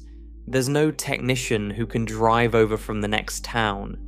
Whatever is wrong, the crew has to fix it with what they have, or they don't come home. Let me bring this into sharper focus with some numbers. During a conjunction-class mission, from the moment the crew leaves Earth to the moment they return, roughly 2.5 to 3 years pass. During those years, the distance between Earth and Mars varies continuously. At some points during the mission, Mars and Earth are relatively close, about 55 to 100 million kilometers apart. At other points, they're on opposite sides of the Sun, about 300 to 400 million kilometers apart. When the planets are on opposite sides of the Sun, communication becomes extremely difficult. Not just slow, but potentially unreliable. The Sun itself can interfere with radio signals passing near it, a phenomenon called solar conjunction. During solar conjunction, when Mars is almost directly behind the Sun as seen from Earth, communication may be impossible for about 2 weeks. The sun's corona disrupts radio signals so severely that no reliable data can be transmitted. For those 2 weeks, the crew on Mars is completely cut off from Earth. No commands, no updates, no communication at all. Mission planners know when solar conjunction will occur and plan around it, but it's another reminder of just how isolated a Mars crew would be. There's also the issue of how all of these timing constraints interact with the fuel problem. The 26-month synodic period doesn't just create a waiting problem. It creates a cascading constraint that affects every other aspect of the mission. A longer surface stay means more consumables, which means more mass that has to be launched from Earth. More mass means more fuel for the Earth to Mars trip. More fuel means larger launch vehicles or more launches. More launches mean higher costs and longer preparation times. The timing constraint doesn't just add time, it adds mass, complexity, and cost at every level of the mission architecture. And if you try to avoid the long surface stay by choosing an opposition-class mission with a shorter Mars stay, you pay for it with higher delta-V requirements, which means even more fuel, which means even more mass, which makes the rocket equation even more punishing. You can't escape the trade-off. Orbital mechanics gives you two choices: stay on Mars for over a year and use less fuel, or stay for a shorter time and use much more fuel. There is no option that is both short and fuel efficient. The geometry of the solar system simply doesn't allow it. Consider also that the specific delta-V cost of the return trip changes from one launch window to the next. Not all windows are created equal. The orbits of Earth and Mars aren't perfect circles. They're ellipses, and Mars's orbit is more elliptical than Earth's. This means that some alignments bring the planets closer together than others. When the alignment is favorable, the delta-V cost is lower and the transfer time is shorter. When the alignment is less favorable, the delta-V cost goes up and the transit time increases. Mission planners spend enormous effort selecting the optimal launch window, sometimes years in advance, because the choice of window ripples through every aspect of the mission design. A window with slightly lower delta-V means slightly less fuel, which means slightly less mass, which means a slightly smaller launch vehicle, which means lower cost. These marginal savings compound just as surely as the marginal costs do. All of this orbital mechanics complexity exists in addition to everything we've already discussed: the gravity well, the escape velocity, the rocket equation, the mass ratios, the fuel problem, ISRU. Every one of those challenges exists within the framework of these timing constraints. You can't address the fuel problem without knowing when you're launching, because the launch date determines the delta-V requirement, which determines the fuel mass, which determines everything else. You can't plan your ISRU production schedule without knowing how long the equipment has to operate before the crew arrives and how long it has to keep running before the return window opens. You can't design the life support system without knowing the total mission duration, which is set by the synodic period. Everything is connected, everything depends on everything else, and the orbital mechanics are the framework that holds it all together, the timetable that every other system must conform to. I want you to sit with this for a moment. Think about what it would feel like to be on Mars, looking up at Earth as a small bluish dot in the sky, knowing that the next time you can leave is 14 months away, knowing that if something goes wrong, if your return vehicle develops a problem, your wait could extend to 40 months or more, knowing that mission control can't help you in real time, knowing that every problem must be solved by the people standing next to you with whatever tools and supplies you brought, knowing that the planets move on their schedule, not yours, and that no amount of urgency or desperation can change the orbital mechanics of the solar system. This is fundamentally different from any previous human space mission. The International Space Station always has lifeboats docked to it. Soyuz or Crew Dragon capsules that can bring the crew home in hours if something goes catastrophically wrong. Apollo missions were never more than a few days from Earth. Even the most remote expeditions on Earth, Antarctic bases and deep-sea research stations, can be reached by rescue teams within days or weeks. Mars offers no such safety net. Once you're there, you're committed to the timeline the solar system has set for you. The planets don't negotiate. The orbits don't bend. The physics doesn't make exceptions for emergencies. You leave when the geometry allows it, or you don't leave at all. So the physics demands enormous energy to escape Mars. The rocket equation makes fuel requirements exponentially punishing, and orbital mechanics forces you to wait years for your chance to leave, with no flexibility and no shortcuts. These three constraints, gravity, fuel, and time, form the foundation of why returning from Mars is so physically demanding. Each one alone would make the mission extraordinarily difficult. Together they create a challenge that is almost without precedent in human exploration. But there's one more layer to this story, one more set of challenges that makes everything we've discussed even harder. These challenges don't come from gravity or fuel or orbital geometry. They come from something far more fragile and far more important than any rocket or propellant tank. They come from the human body itself and the unforgiving environment through which it must travel. Because space is not just empty, it's hostile. And the longer you spend in it, the more damage it does. Right now, as you're listening to this, you are being protected by two invisible shields that most people never think about. The first is Earth's magnetic field, a vast bubble of magnetism generated by the churning liquid iron in our planet's core. This magnetosphere extends tens of thousands of kilometers into space, deflecting and trapping charged particles that would otherwise rain down on the surface. The second shield is our atmosphere, a blanket of gas roughly 100 kilometers thick that absorbs and scatters most of the remaining radiation that makes it past the magnetic field.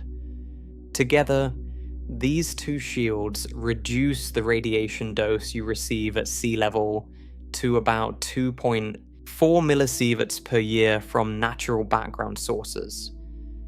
That's the environment your body evolved in. That's the radiation level human biology is calibrated to handle.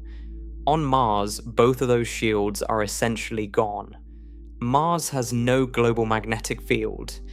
It lost its dynamo billions of years ago when its core cooled and solidified.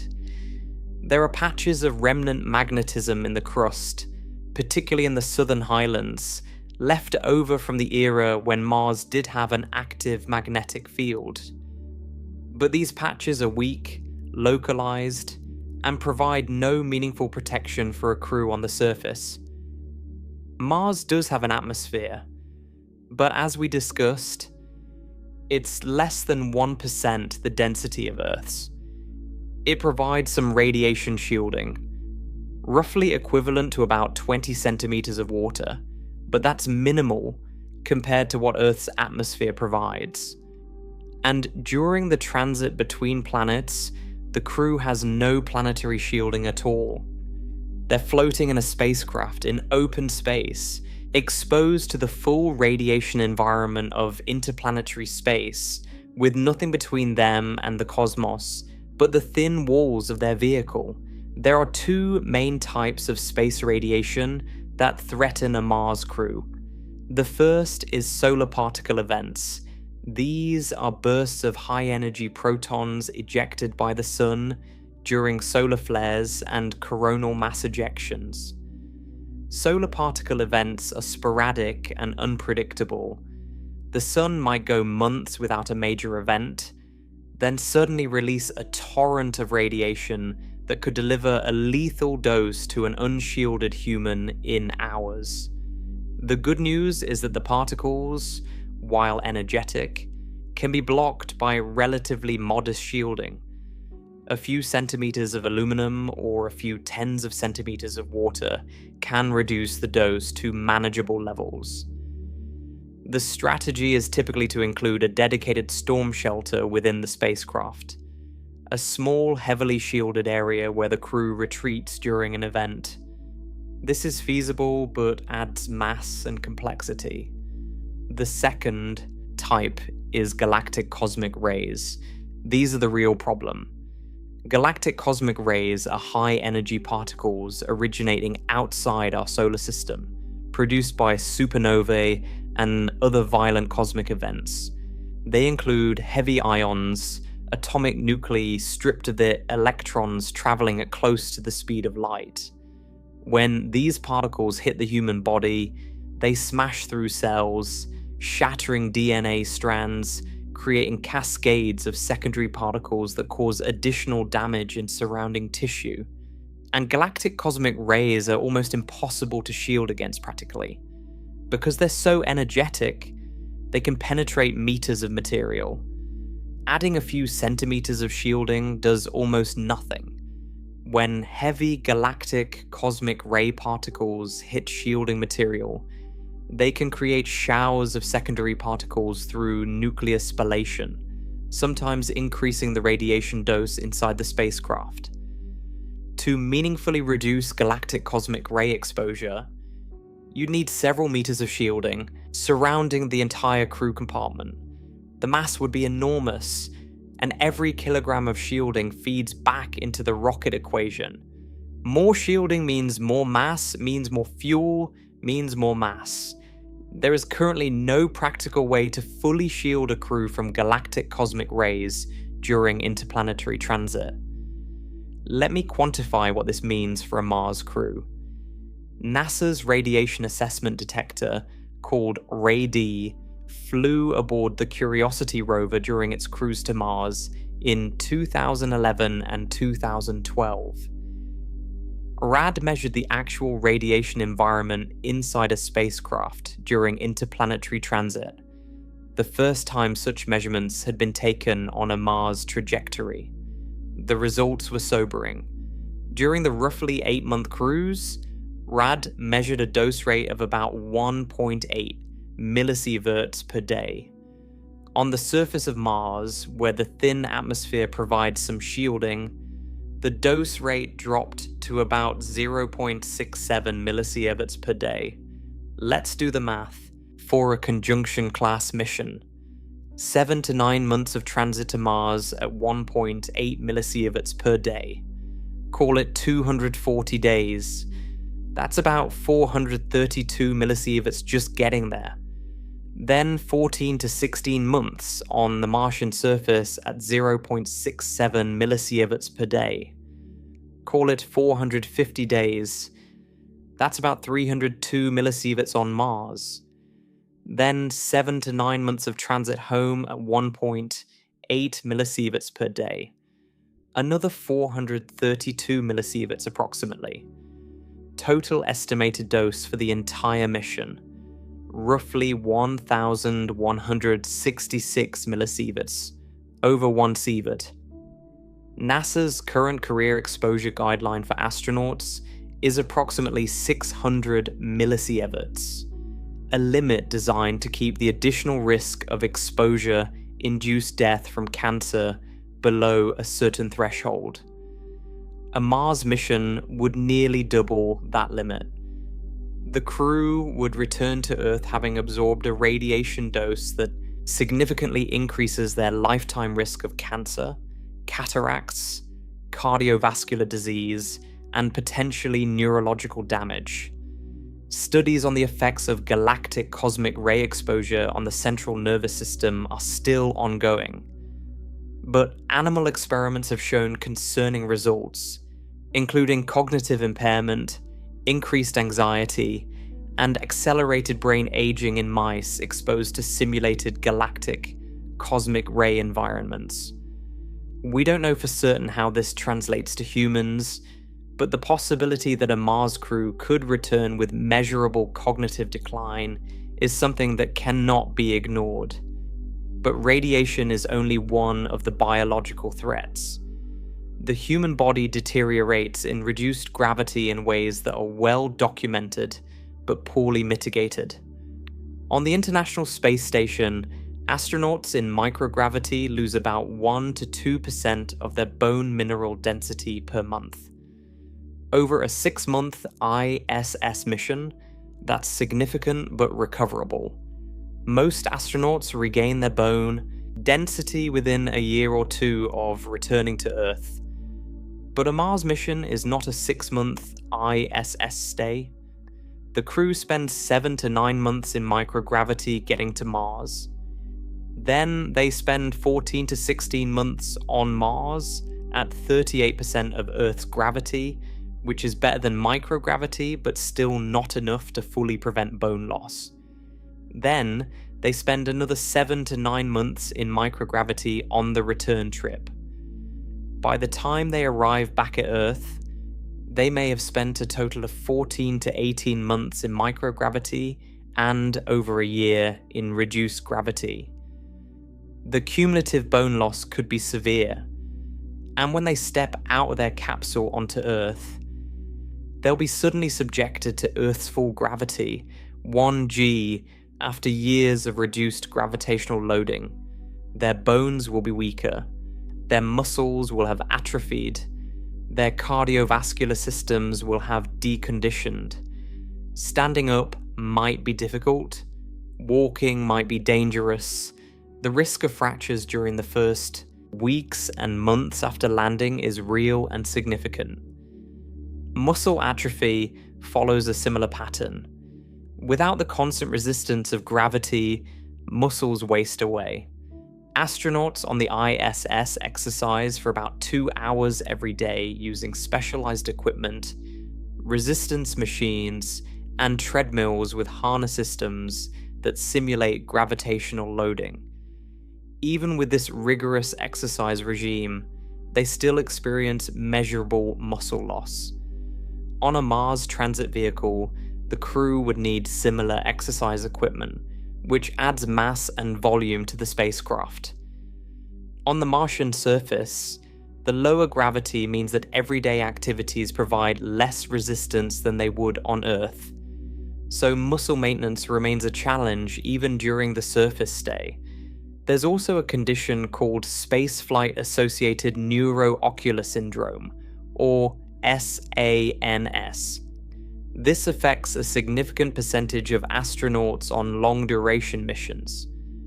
The condition involves changes to the structure of the eye, including flattening of the eyeball, swelling of the optic nerve, and changes to vision that can persist for months or years after returning to Earth. The exact cause is still being researched, but it appears to be related to the redistribution of fluid in the body that occurs in microgravity. Without gravity pulling fluid downward into the legs, it shifts upward toward the head, increasing intracranial pressure. Over months, this pressure affects the eyes. For a crew spending many months in microgravity during transit, SANS could impair their ability to perform critical tasks that require sharp vision, including piloting the spacecraft during the return to Earth. The immune system also changes in space. Studies of astronauts on long-duration ISS missions have shown alterations in immune cell function, including a reduced ability to fight off infections and reactivation of dormant viruses like herpes and shingles. In the confined environment of a spacecraft, where the crew shares air and surfaces, and there's No way to isolate a sick crew member effectively. An impaired immune system is a serious concern. If one crew member gets sick, the infection could spread through the entire crew. And there are no hospitals on Mars, no pharmacies, no specialists to consult in real time. The crew's medical supplies are whatever they brought with them, and those supplies have to last the entire mission. Now, let's talk about what it takes to keep a crew alive for the 7 to 9 months of the return journey. The return spacecraft must function as a completely self-sufficient life support system. It needs to provide breathable air, drinkable water, and food for the crew for the entire transit. On the ISS, the Environmental Control and Life Support System, or ECLSS, recycles water and generates oxygen from water through electrolysis. But the ISS is regularly resupplied by cargo spacecraft from Earth. Components fail and are replaced. Filters are swapped out. Fresh food arrives periodically. The ISS's life support system works well, but it works well in the context of a station that receives resupply missions every few months and is only about 400 kilometers from Earth. A Mars return vehicle receives no resupply. It carries everything it needs at the moment of departure from Mars, and that's all it will ever have. If a water recycling unit fails, there's no replacement coming. If the oxygen generation system degrades, the crew has to fix it with spare parts they brought or find a workaround. If the carbon dioxide scrubbers saturate and can't be regenerated, the crew faces a deadly buildup of carbon dioxide in the cabin atmosphere. These systems need to function with near-perfect reliability for 7 to 9 months of continuous operation in an environment where they've already been operating for years. Remember, this is the same vehicle that flew from Earth to Mars, support the crew during the Mars surface stay, and is now flying back. The life support system will have been running for 2 to 3 years by the time the crew begins the return transit. No life support system has ever been tested for this kind of continuous autonomous operation in deep space. Food is another challenge. You can recycle water and generate oxygen, but you can't recycle food. Food must be carried. For a crew of 4 to 6 people consuming roughly 1.8 kilograms of food per person per day, a 9-month return transit requires somewhere around 2,000 to 3,000 kilograms of food. That's 2 to 3 metric tons just of food. Add packaging and the number climbs further. And the food needs to remain nutritious and safe after being stored for potentially 2 to 3 years, since it was loaded before the mission left Earth. Current space food has a shelf life of about 18 to 24 months. A Mars mission would push well beyond that, requiring either new preservation techniques or the ability to grow some food during the mission, a capability that remains in early experimental stages. Then there are the psychological challenges. Every analog study of long-duration isolation has revealed the toll these conditions take. The Mars 500 experiment, conducted in Moscow from 2010 to 2011, confined 6 volunteers in a simulated spacecraft for 520 days. Even though the participants knew they could leave at any time, they experienced significant psychological effects.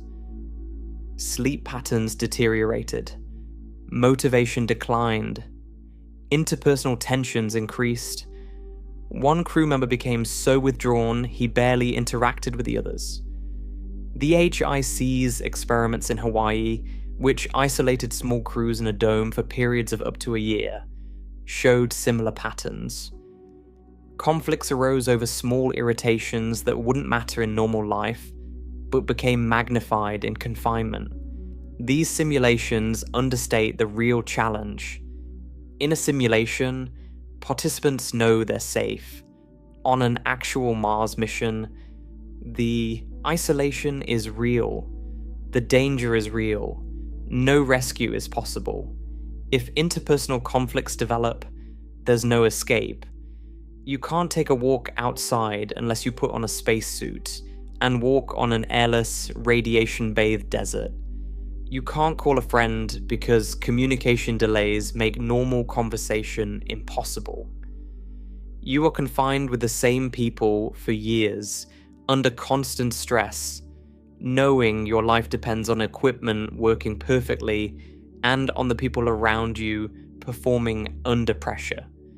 Now let's talk about the return vehicle itself, because even if the crew is healthy, even if the life support works, even if the fuel is ready and the launch window is open, the vehicle has to actually function. The Mars Ascent vehicle, whatever form it takes, will have been sitting on the surface of Mars for at least 14 months, and possibly much longer. During that time, it has been subjected to conditions that would challenge any machine. Temperatures on Mars swing wildly. Near the equator during summer, daytime temperatures can reach about 20 degrees Celsius, roughly 70 degrees Fahrenheit.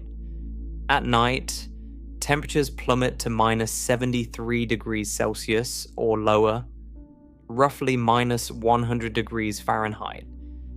At higher latitudes and during winter, temperatures can drop to minus 130 degrees Celsius, about minus 200 degrees Fahrenheit. These extreme thermal cycles stress the materials. Metals expand and contract. Seals and gaskets degrade. Lubricants change viscosity. Electronics are stressed by the constant cycling between extreme cold and moderate warmth. Over 14 months, thousands of these cycles accumulate. Then there's the dust. Martian dust is extraordinarily fine, with particles as small as a few micrometers across, far finer than typical terrestrial dust. This dust gets everywhere. It clings to surfaces through electrostatic attraction. It infiltrates seals and mechanisms. It coats solar panels, reducing power output, and it contains perchlorids, toxic chlorine-based compounds that are corrosive and potentially hazardous to both equipment and human health. Every surface, every seal, every moving part on the return vehicle has been exposed to this dust for over a year. The vehicle must function perfectly despite all of this exposure. The engines must ignite, the fuel valves must open, the guidance system must work, the communication systems must function. Everything must perform on the first attempt because there is no second attempt. If the engine fails to ignite, the crew is stranded on Mars for at least another 26 months, assuming they have enough supplies to survive that long. If a fuel line is clogged, if a valve is stuck, if a sensor gives a false reading, the consequences range from delayed departure to mission failure to loss of crew. No rocket has ever been launched from the surface of Mars. Not a small-sounding rocket, not a test vehicle, nothing. The Mars Ascent vehicle would be the first rocket ever launched from another planet's surface. Every previous launch in human history has taken place on Earth, where we have launch infrastructure, ground crews, maintenance facilities, weather monitoring, range safety systems, and decades of experience. On Mars, there is none of that. The vehicle sits on whatever terrain it landed on. There is no launch pad, no service tower, no technicians performing final checks. The launch sequence is automated or crew initiated, and it must work perfectly in an environment where it has never been tested. Given everything we've discussed across this entire journey, where do we actually stand? What is humanity doing right now to solve these problems? The honest answer is that we're making progress, but we're still far from a solution. NASA's Artemis program is designed as a stepping stone toward Mars.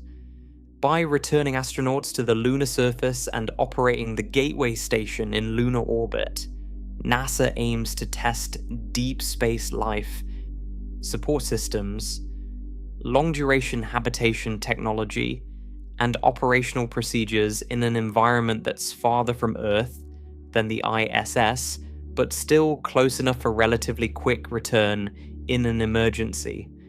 Artemis won't solve the Mars return problem directly, but it will provide critical experience and test technologies that would be needed for a Mars mission.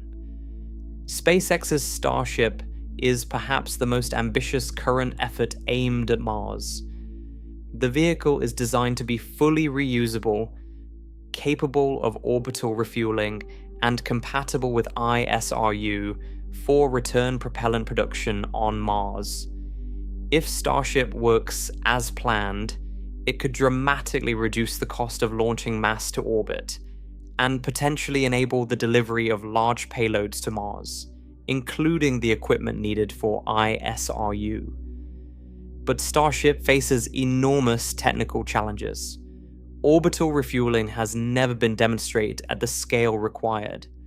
The vehicle's heat shield must survive repeated re-entries, and the ISRU systems it would depend on for Mars return fuel are still unproven at scale. Remember the Mars sample return mission we discussed at the beginning of this video?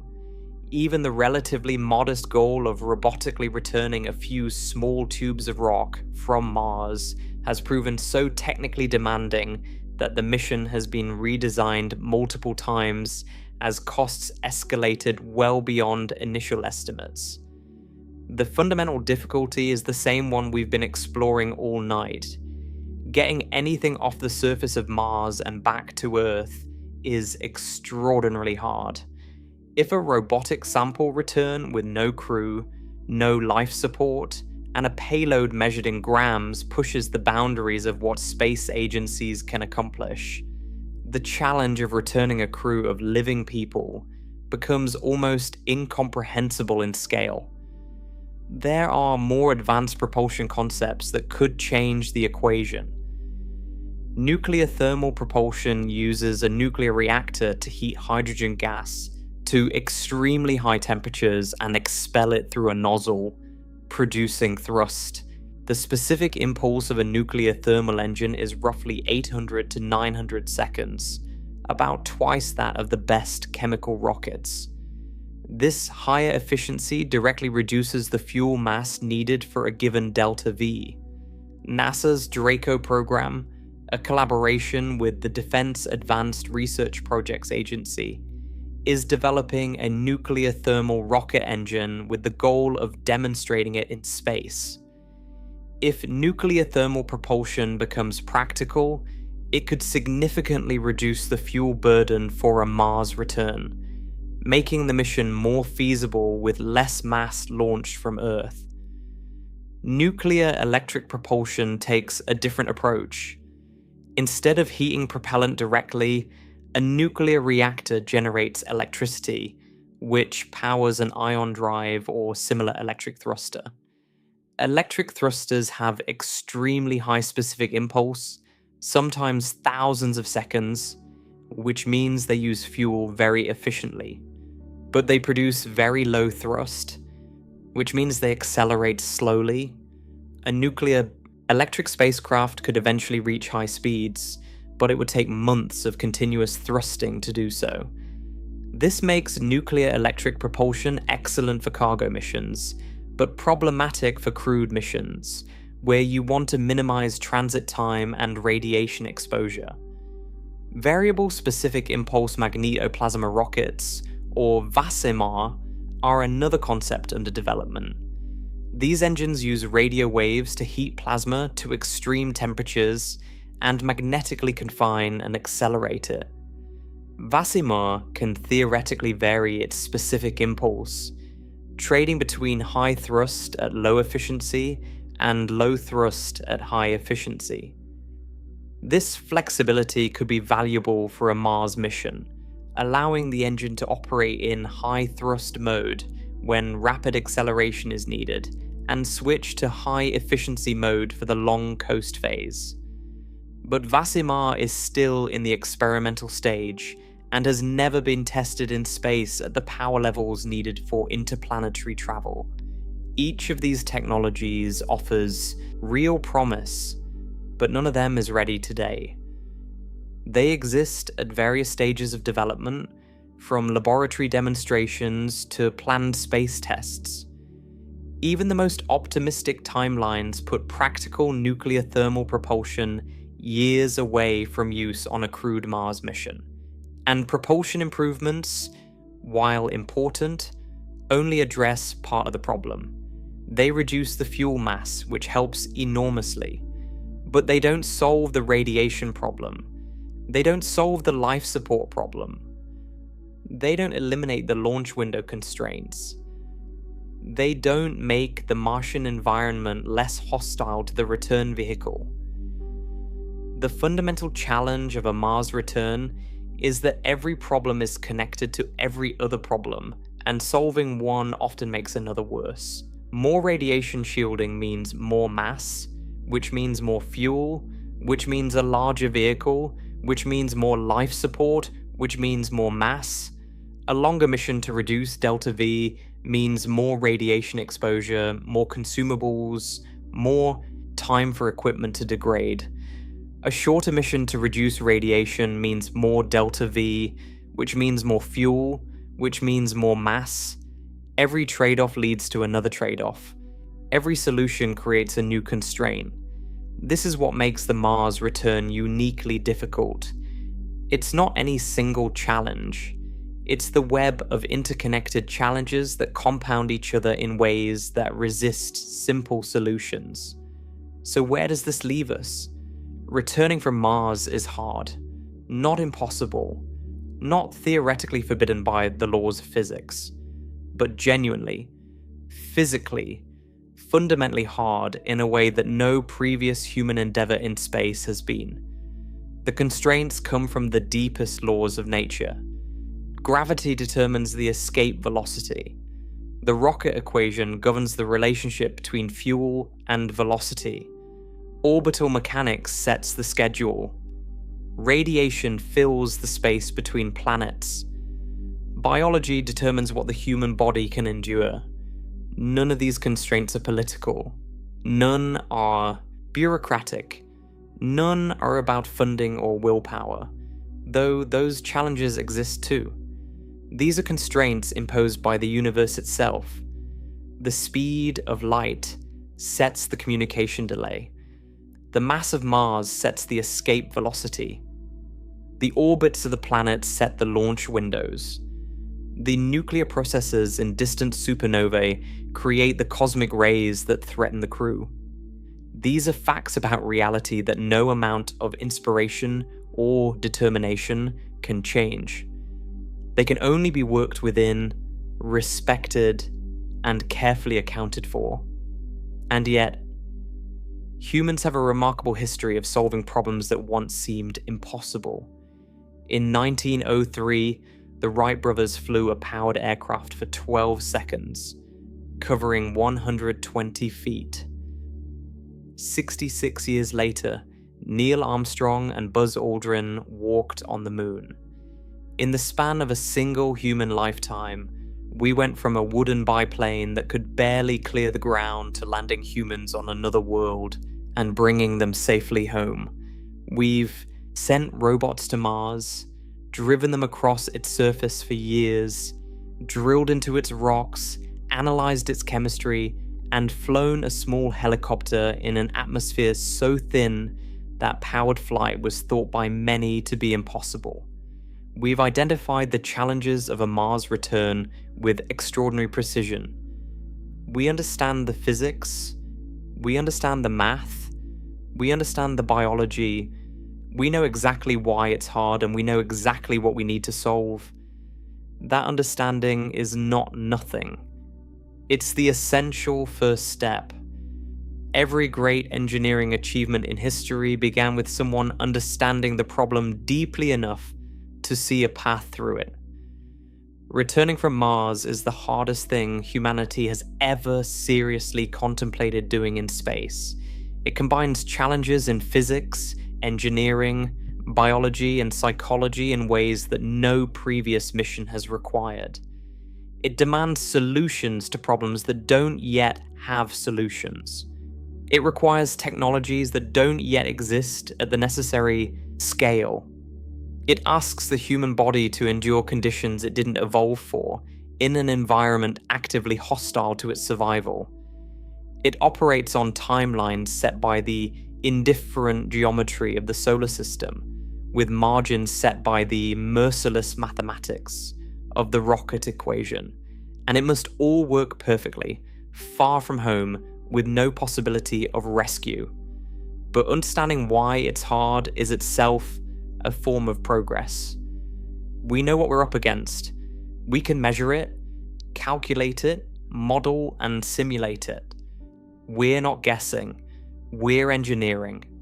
Slowly, methodically, with full knowledge of how enormous the challenge is.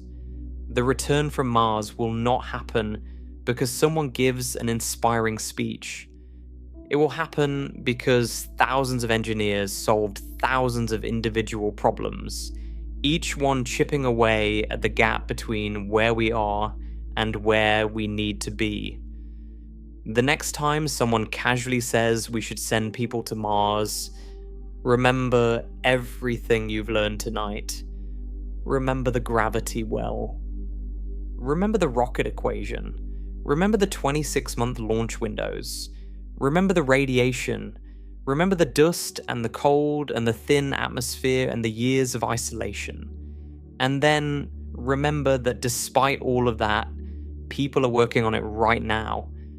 Engineers and scientists and mission planners around the world are pushing against these constraints, testing new technologies, designing new systems, and slowly, carefully making the impossible merely extraordinarily difficult.